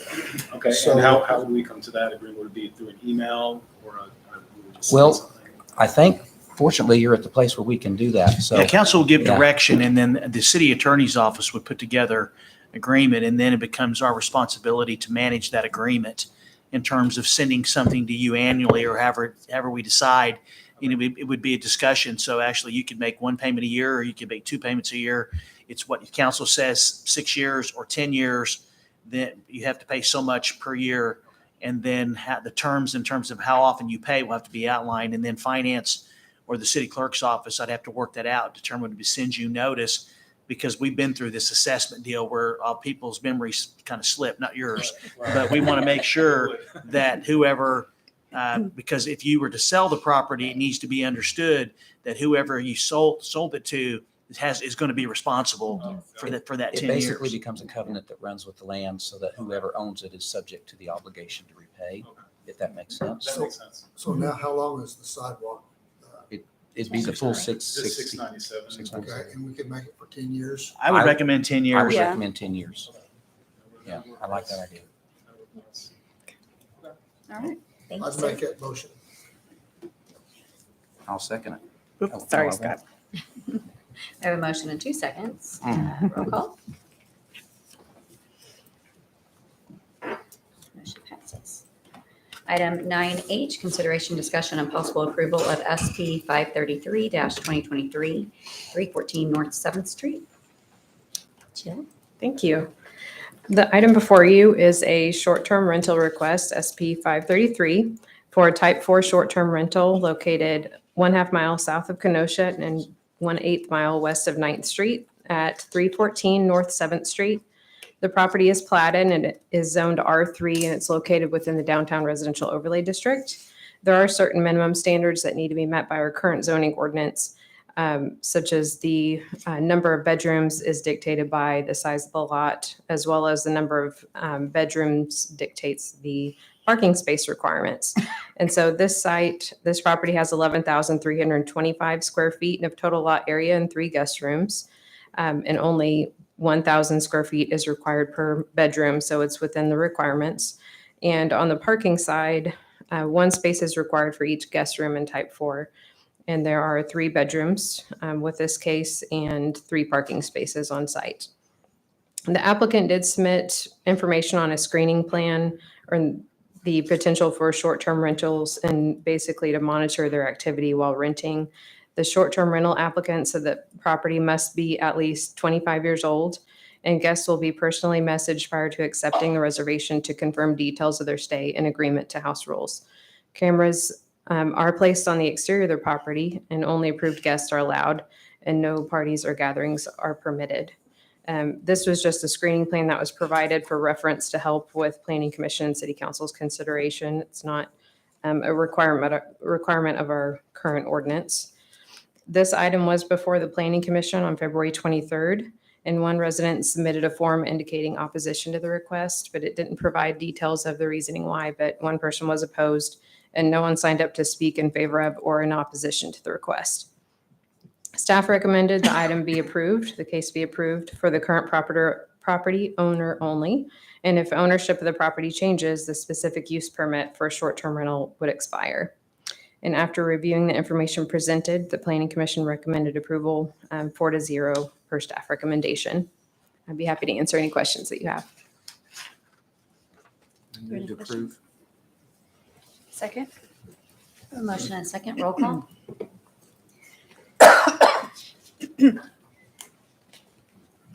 Motion passes.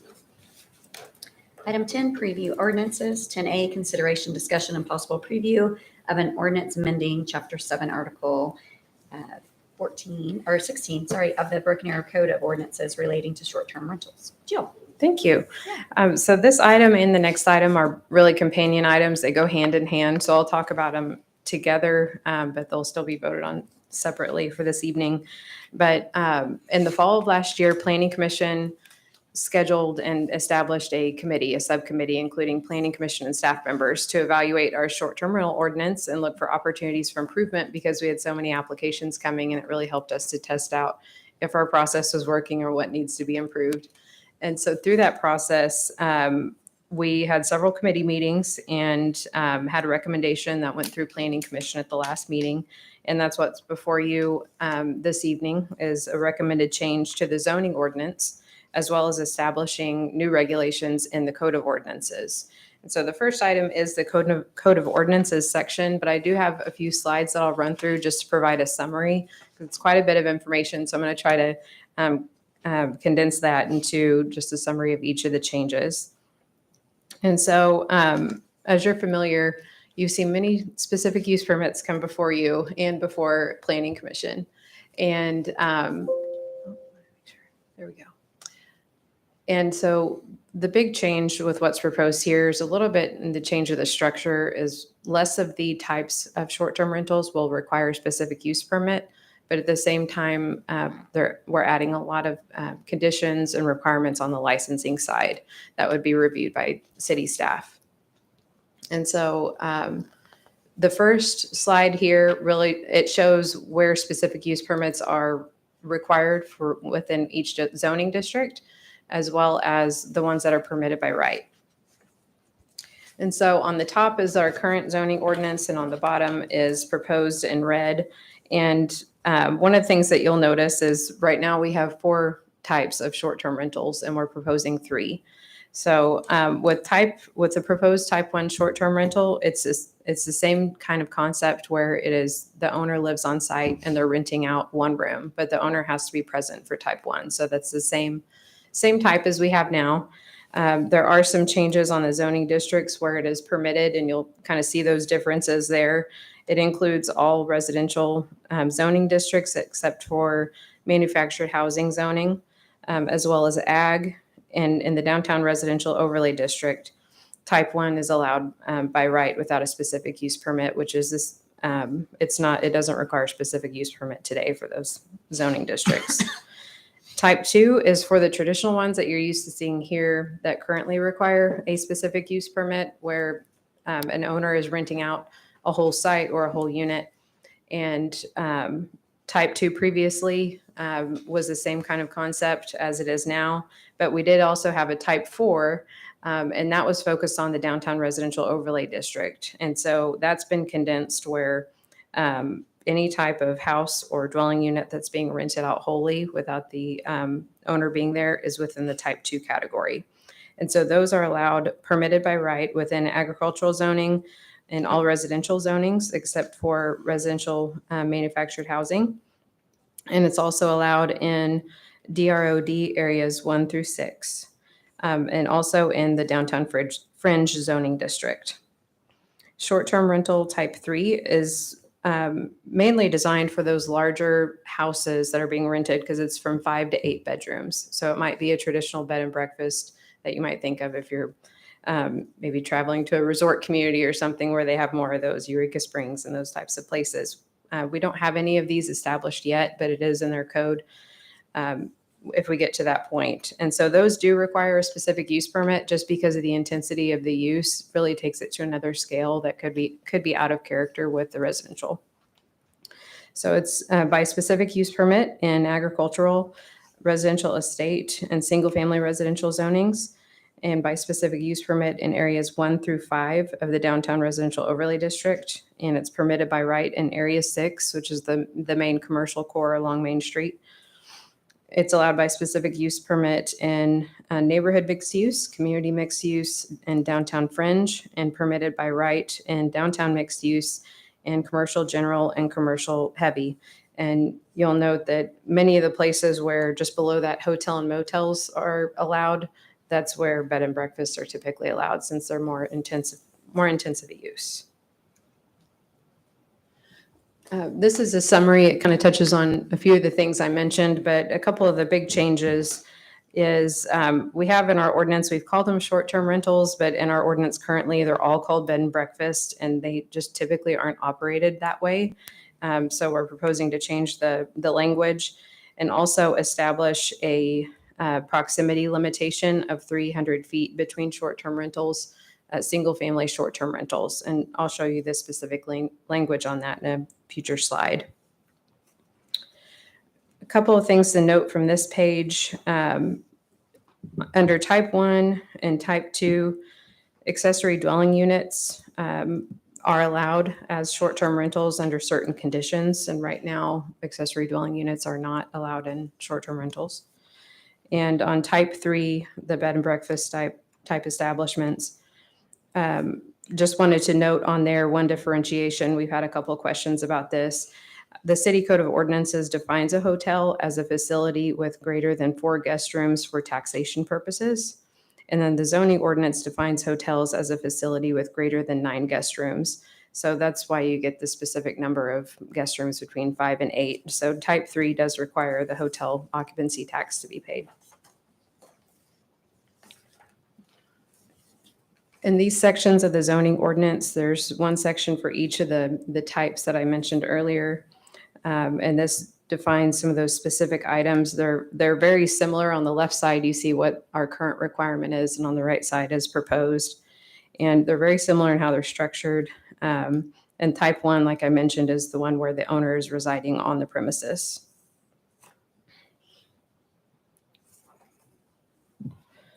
And type 2 is where the entire unit is rented out. And one change I'd like to note from this slide from current to proposed ordinance is in section B2 on the left, it says 1 guest room may be permitted for each 2,000 square feet of lot area up to a maximum of 4 guest rooms. And you'll see on the proposed language on 2B to the right, no more than 4 guest rooms are allowed. So the guest rooms has remained consistent, but the lot area has been removed out of the equation. It didn't seem to be a great metric for the density of short-term rentals. So making sure there's adequate parking and making sure it doesn't exceed the number of guest rooms were the 2 main areas that we felt like were most important for limiting the potential for effects to the neighborhood. Type 3, as I mentioned earlier, is the more intense with 5 to 8 bedrooms. No major changes from existing to proposed. We've clarified the zoning districts, as I mentioned earlier. And a couple of new sections to read the specific language on those. The license application requirements. In the zoning ordinance now, we've added language that references the requirement for licensing. So it spells it out specifically. And in addition, you'll see on item C, the separation requirement.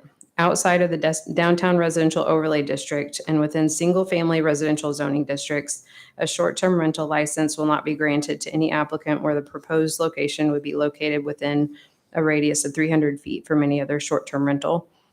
And the distance specified shall be measured from property boundaries. And so whenever an applicant does submit for a license, staff would review that against any approved short-term rentals. So that would be something staff would verify when an application is submitted. On the parking schedule, not a lot has changed in this section, except in type 2, there is a requirement currently for 1 parking space to be provided for the owner operator plus 1 per bedroom. And we're proposing to make it just 1 per bedroom.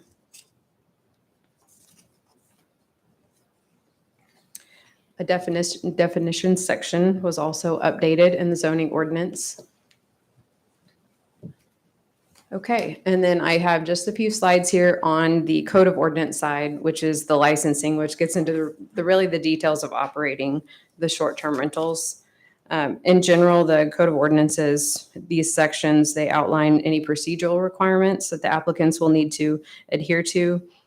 Also covers license application, what's included in that, and grounds for denying or revoking a license, and any contents that are required with the application. So a couple of items to note on this section. As part of the application, the agent will be responsible for providing a 24-hour contact for the short-term rental, and that contact must be available to be on site within 1 hour. If there is an issue, I felt like it was important to make sure that there would be someone that would be there quickly to address any issues. And on D3, a screening plan outlining how potential guests are approved in addition to short-term rental owners and agents' acknowledgement that any short-term rental within 500-foot radius of schools, which includes public, private, and all related facilities, daycares, playgrounds, or parks, must conduct additional screening of all potential renters and not allow rental to individuals on the sex offender registry. And so that would be spelled out in the application process, and the owner would have to certify that they are complying with this requirement. Also, there will be evidence will need to be provided that notification is provided to abutting property owners. So the notification would be by certified mail, and the applicant would be responsible for sending these and providing proof of that certified mail notice to property owners that are abutting the site. So that includes the ones directly abutting, but also ones across the street and maybe on the other side of the alley if they're next to an alley.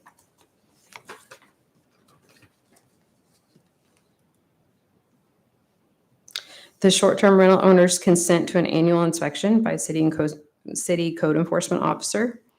And they also acknowledge that no licensee shall transfer the right to operate to any other person or entity. The owner agent's confirmation that he or she will use his or her best efforts to assure that the use of the premises by the short-term rental occupants will not disrupt the neighborhood. The short-term rental owner agents signed acknowledgement that they've reviewed and understand and will comply with the requirements. And written rules will have to be posted on site as well. And those rules would include just acknowledging that it's unlawful to allow or make any noise or sound that exceeds the limits set forth in the city's noise ordinance, and also the acknowledgement of the maximum occupancy that's allowed by the regulations. With that, we do have specific language about revoking a license or denying a license and the process that we would go through to do that. It also spells out the grounds for revoking or denying a license specifically. So it really provides the language that would be very helpful if there were any issues. We feel like we'd be able to identify those and address those by the way that the license is worded currently or drafted. And at the Planning Commission meeting, when this is heard on February 23rd, it was recommended for approval with a 4-0 vote of the proposed modifications per staff recommendation, and no one spoke in favor of the proposed modifications. However, one person did sign up in opposition with the online form. And the concern was in relation to the required annual city code inspection for type 1 short-term rentals. The resident didn't feel like an inspection was necessary, and those are the ones for the owners on site. And prior to the meeting, staff received an email from a concerned resident in opposition to portions of the modifications. And the email was read into the record at Planning Commission meeting, but the author was not in attendance. But just to summarize those concerns, is one concern was regarding the 300-foot separation. The resident did not agree that this should apply to type 1 short-term rentals. The second concern was the availability of data concerning the location of licensed short-term rental properties. And the resident would like this information to be publicly available online so that potential home buyers and managers of short-term rental properties would be able to determine if they could apply for a license. It was noted by staff that the location of short-term rental properties is public record, and if a prospective home buyer was interested in knowing the location of these properties, that individual could contact the city and obtain that information. So with that, this item is set for your preview this evening, and I'd be happy to answer any questions that you have. Questions, comments, concerns? I don't think anybody can say we haven't done our due diligence regarding short-term rentals. I'm really appreciative of all the additions, and I think we made some really good changes and improved the ordinance. Yes. So it's good. Thank you. I still don't think the 300 foot is, I thought it needed to be a little bit more than that. I'm for the 300 foot. I'm not in opposition to it. I just like to see it a little bit further, but we can do that diligence down the road. You know what I mean? We see we're getting too many of them. I just think that there shouldn't be too many in each subdivision as they go through. So we can give it a try at 300 feet. That's about a block away. Football field is more easy. And it's for a me. radius. We Yes. talked about, right? It is a So, like, radius. even so, you couldn't have a short-term rental like back to back because No, right. their Exactly. fences It would are- be around the property. But you could have it down this one street, you could have it every 300 feet. Right. You know, you have it and then go over 300 feet to another street and you'd have them down through there. So I just don't know exactly how many is going to be. I just thought the 300 feet was a little bit too small, but again, we can address it later. If we do that. Agreed. We do, I know we've mentioned this before, but we do have software that helps us track that too, that has mapping capabilities, and they're more for internal use to make sure that those that are advertising, that they have an Airbnb available, that they're compliant with our codes, but we're able to easily access that information. So if you ever are interested in seeing that data, we'd be able to share if there are clusters or areas of concern that you'd like to research in the future, we'd be happy to do that. Thank you very much. Thank you. I'll move to preview the ordinance and set it for adoption. Or second, or I will not do either. You can just vote on it. Or second. I'm going to just sit here. You just get to vote. We have a motion and a second. Roll call. Sorry, I thought I had to. Motion passes. Actually, I think, Jill, you're next again. Well, she just already went over both of them. I'll move to preview this one. A motion and a second, roll call.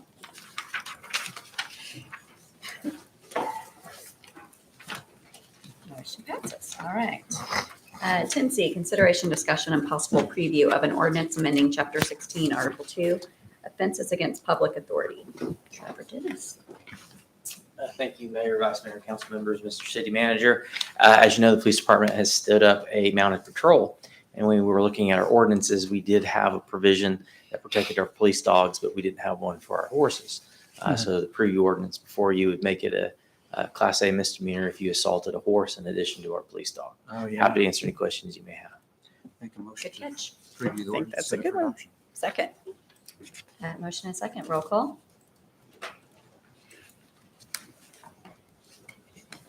All right. We have no ordinances, remarks from governing body members.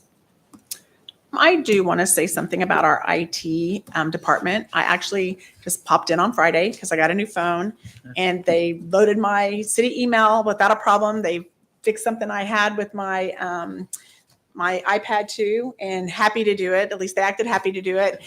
But I think that is a department that is like, when everything's going well, you don't think about them. But then like when you need them, you're like, where's IT? And like, even just to run this meeting tonight, like we have so many people behind the secret wall over here, making sure everything's running. Tell about the secret wall.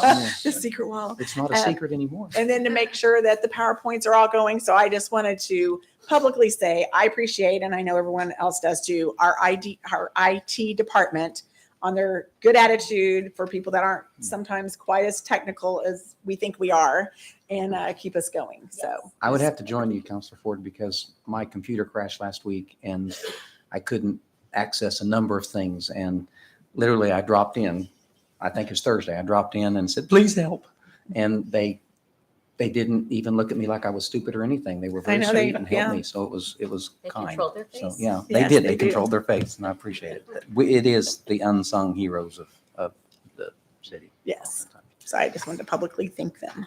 Thanks. Thank you, Council. Councilors. I had an item also. I think the two of us have an item. Yeah. We both, Christy and I are on the board of directors of the senior center, and they really have an issue, Michael, with that crossing. And again, today, they told us that a couple of people nearly got hit, close to being hit, trying to cross the road. So we're gonna have to, we need to figure out something else. They tried to catch Michaela before and just kind of visit with her. But I thought, well, it's better for them to know that we discussed it. We told them we was gonna discuss it at the city council tonight, because they've told us a couple of times, and so I think we're warned. So we need to, there was gonna be a golf cart to go back and forth, but they said they don't have the personnel to drive a golf cart back and forth. The traffic don't slow down when it gets there, and twice today, the people were nearly hit. So we need to readdress that and see. I don't know if it's gonna mean maybe closing down one side or making you park on the side that you're going to. I don't know, at least temporarily until we get it figured out. But I think we need to come up with some kind of plan. No, I agree. I had sent an email when we were in the meeting about it. They're just communication going out, I think would be excellent. Now, is there something they mentioned something about, we talked about like the zoning in that area because it's not considered part of the overlay district? Because like in the Rose District, there's the little stop signs there. Yeah, but I've Like almost when been in the Rose when District. somebody but at least there's something there that says, yeah, and still people go through, And you know right? it's there, but these people are traveling so fast. Yeah, We need to do especially something. those going south because they build up speed coming south on Main. The ones that are turning, they're turning, so that might be another issue. They don't notice it. I don't know. I mean, the lights are beeping and there's lights going off. It's 30 miles an hour through there. It might be time to look at whether that's an issue too, because it's Yeah. 25 through downtown. Well, we always knew that it's a possibility of a problem. That was literally our only alternative at the time. Right. But, And it's it's wide there. so, Definitely parking on the side you're gonna be at. would be the But first see, step. they move, they do different things, You know, so. but, they need to stay alert, also. So I'm Some just of them saying in don't the like interim, driving. the only thing I can think of is having to park on the side that they're going to be in. They probably won't like that. But until we find some way to get that golf cart going Yeah. back and forth, because we thought that was in the plan of it. They're saying they're not staffed sufficiently to where someone can jump on the golf cart and I've never seen it- continually. I've never seen it continue. out there really. Well, I don't think they've used it at all. So I kind of feel like too, it's so far at the end of Main Street. It's like, I think when people come across it, they're like, oh, so I don't even know. I'm not talking about a speed hump, but like when you're coming up on a toll to pay or something and it kind of like gets your Yeah, attention. that Maybe we could actually- even do something like that, like before you get to the crosswalk. I mean, they're still going to have to be on alert. I mean, because just as Councilor Udi said, you have to be careful in the Rose District as well, but at least they're going slower and there's more places they may have to stop. I even suggested maybe we could put little things on each side with a flag. So you carry a flag and then you put it back in the thing, until we Like figure safety it out. patrol. Yeah. The cross guard, Yeah. have I the mean, senior center. I don't know. Can you put a red light? Can you put a red light there and have a button where the people can push? We I just can- think there needs to be something. Is that like a hawk something you can pick up? Yeah, we look at it because obviously if what we're doing is not working, then It's not working. then we have to address it. So our traffic committee can take a look at it. That means we have to, speaking of that, is we're in the process of upgrading the signal at Rama right now. And that should be operational within the next week or so. So if we need to do something that protects the pedestrians they're using, and that's what we're going to do. Well, I mean, and I'm glad that they pointed it out and no one's been hurt because, I mean, yesterday going to the chamber, people just don't pay attention and I don't want anybody to get hurt. So I'm glad it's been pointed out. So one thing they brought up today, which I thought at the board meeting, is we are now officially, the senior center is the largest nutrition site in the entire state of Oklahoma. Whoa. Wow. Yeah. It's pretty impressive. I know. That is so impressive and exciting. So serving meals. And I do have to talk about the beautiful blue medallion at New Orleans Square that is now, everyone can turn left over the top of it and you actually do drive You just over go it. straight over it. You People- don't have to go around the Literally people, we medallion. realized that they were like, what do we do? And I'm like, what do you mean, what do we do? And I realized that people were literally asking, do we drive over it? They thought They thought it was a turnabout they or had something. to drive around it. Yeah. That people thought it was raised. I when got they a were- call saying, Yeah, so I'm like, is it a traffic circle? Yeah. No. Yeah. So, and it's gonna just do nothing but get better. It's gonna be great when it Everything gets finished. cleaned up but I'm so proud of it. And I drove it's through there great. today. The blue looks really good. I drive through there even when I don't have to. Well, I had Like, to. turn That's why. around. I do it twice a day. Yeah. Twice a day at I least. do it a lot. So, thank you. I wish Kenny were here. Oh, wait. Timothy's back there. I was like stalking him. I warned them. I'm like, when they tell the guys when they see the black Jeep that I'm not like a crazy stalker. But we got to meet up out there. So She may it was be a good. crazy stalker, Yeah, but thank you. it's her job. I was a crazy stalker. Well, if you didn't attend today, we had an amazing dedication in the Veterans Park for our Korean War Memorial. We had a huge attendance and it was absolutely freezing. Yes, it was packed. And it was hard to stand there and not think about how cold you were when you were standing in front of Korean War veterans that endured so much. And you're like, I'm going to be fine. It's only an hour. It's fine. And they were cold the whole And- time. yes. I know. In Korea, so. You sure didn't want to whine about that for sure. So it was Funny. absolutely Yeah. amazing. But then I also wanted to point out that it is National Rosie the River today, which is why I'm wearing my Rosie the River earrings. And then you did mention we're going to DC. Most of us, I think we're Friday. You're coming in on Sunday, I think. My But you have a grandson's first grandson's birthday is Saturday. Yeah. So we're partying. Yes, So we so will I'll be there up Sunday. there doing the city's business in DC. So, anyone else? City manager. This is the first, but I'm going to have no comments because we still have a number of items on the agenda. Okay. Well, we appreciate that. He'll punish us later. Yeah. All right. We do have an executive session. Make a motion to take a brief recess to go into VAM and Beta. Second. We have a motion and a second. Roll call. Ford, Yes. Moody, Yes. Parks, Yes. Gillespie, Yes. Wimpy. Yes. Call the Broken Arrow Municipal Authority meeting to order. Roll call.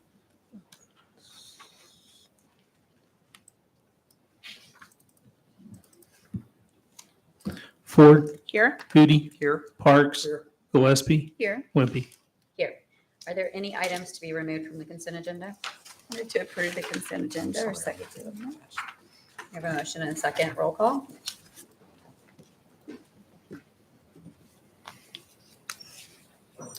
There's no public hearings. General authority business, item 6A, consideration, discussion, and possible award of the lowest responsible bid to Cook Consultant and approve and authorize execution of a construction contract for expressway lift station and force main improvements. Good evening No, again. Tim. Hi, Chairperson, Vice Chair, Trustees. This one is another award for construction. You might notice there's a lot on the Bama agenda for work construction, lots of good things.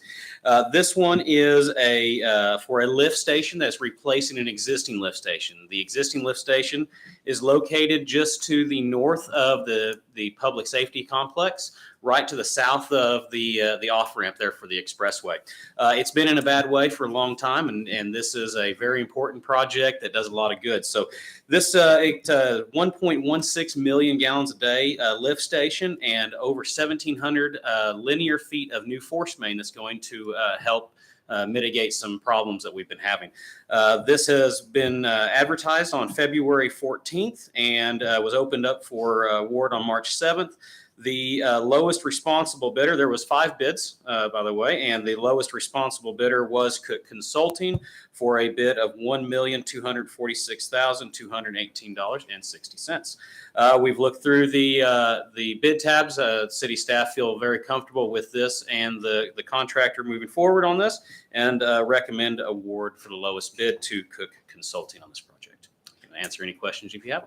About where does that pressure line stop? I mean, when does it get into a gravity line? So the force main, we will be replacing the entire force main to the gravity system, to my understanding, and that is the 1,700 linear feet. It's a short run where it's getting into the system, just down the way. Okay. But you're replacing all the pressure line.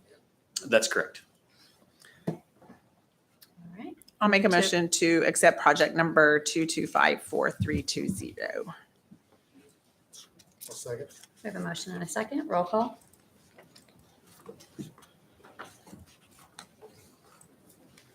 Item passes. Item 6B, consideration, discussion, and possible award of the lowest bid to Cook Consulting and approve authorization, execution of construction contract for the 9th Street water line extension. So this is another project that we've got out for that was bid and open for bids on March 7th as well. So this project is a water line. It's a 24-inch PVC water line. It is being extended down the New Orleans Street.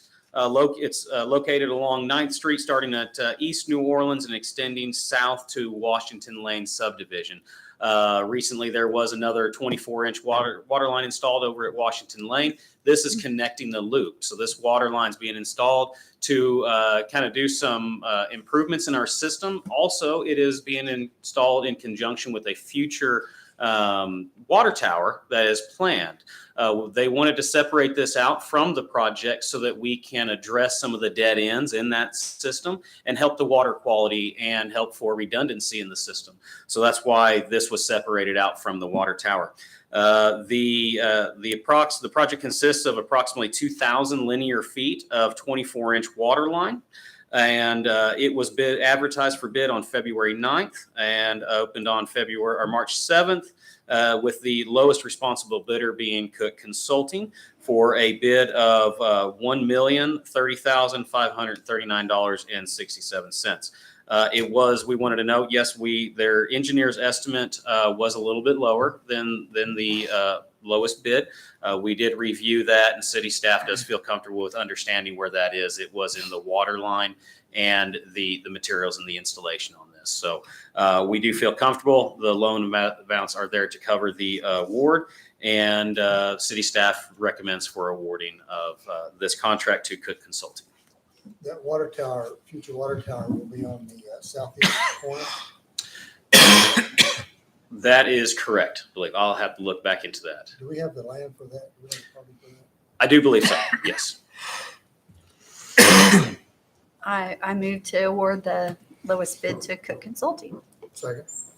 The motion and second, roll call. Thank you. Thank you, sir. All right, item 6C, presentation of RMUA quarterly report. Good evening again. Chairperson, trustees, Charles Vokes, Utilities Director. On March 8th, the Regional Metropolitan Utility Authority held its quarterly meeting, and it presented a quarterly report. This report provides operational and financial information about the Hickey Creek wastewater plant, which is a joint venture between Broken Arrow and Tulsa. We created a summary sheet to go with the report, and that's the second page of it.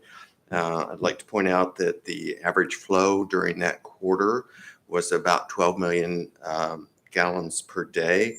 About 44% of that belongs to Broken Arrow residents, which is about 5 million gallons a day. The other thing that you'll see on that summary report is that the current value of the Hickey Creek plant and its assets is about $77 million. And so if you look at Broken Arrow's share of that, that's about $32 million that belong to us. In the future, we'll be providing the council or the authority with this report on a quarterly basis as it comes out. So any questions? I currently chair this authority, and it's been a really great learning experience to it's not super exciting, I'm not gonna lie, but it's been really great learning experience for me. It's helped me It is understand big things. money, right? Yes, it's the big money, yeah. So Thank you. thank you, Charles. All right, remarks from governing body members? Manager? No, ma'am. All right, we have no executive session. Move to it. Second. We have a motion and a Or second, Tommy. roll call. Second. You're fine. Sorry. No, you're good. Multiple seconds. We're ready to get out of that. All right. Call the Broken Arrow Economic Development Authority meeting to order, roll call. Ford, Here. Udi, Here. Parks, Here. Gillespie, Here. Wimpy. Here. Are there any items to be removed from the consent agenda? Move to approve. Second. I have a motion and a second, roll call.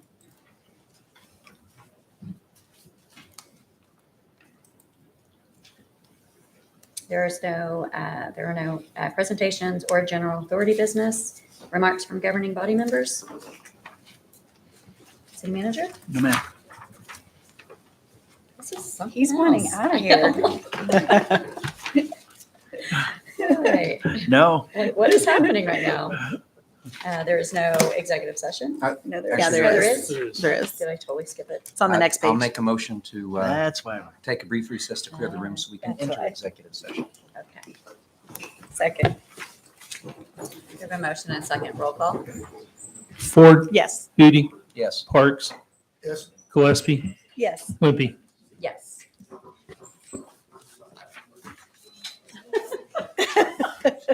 Mine was a little earlier.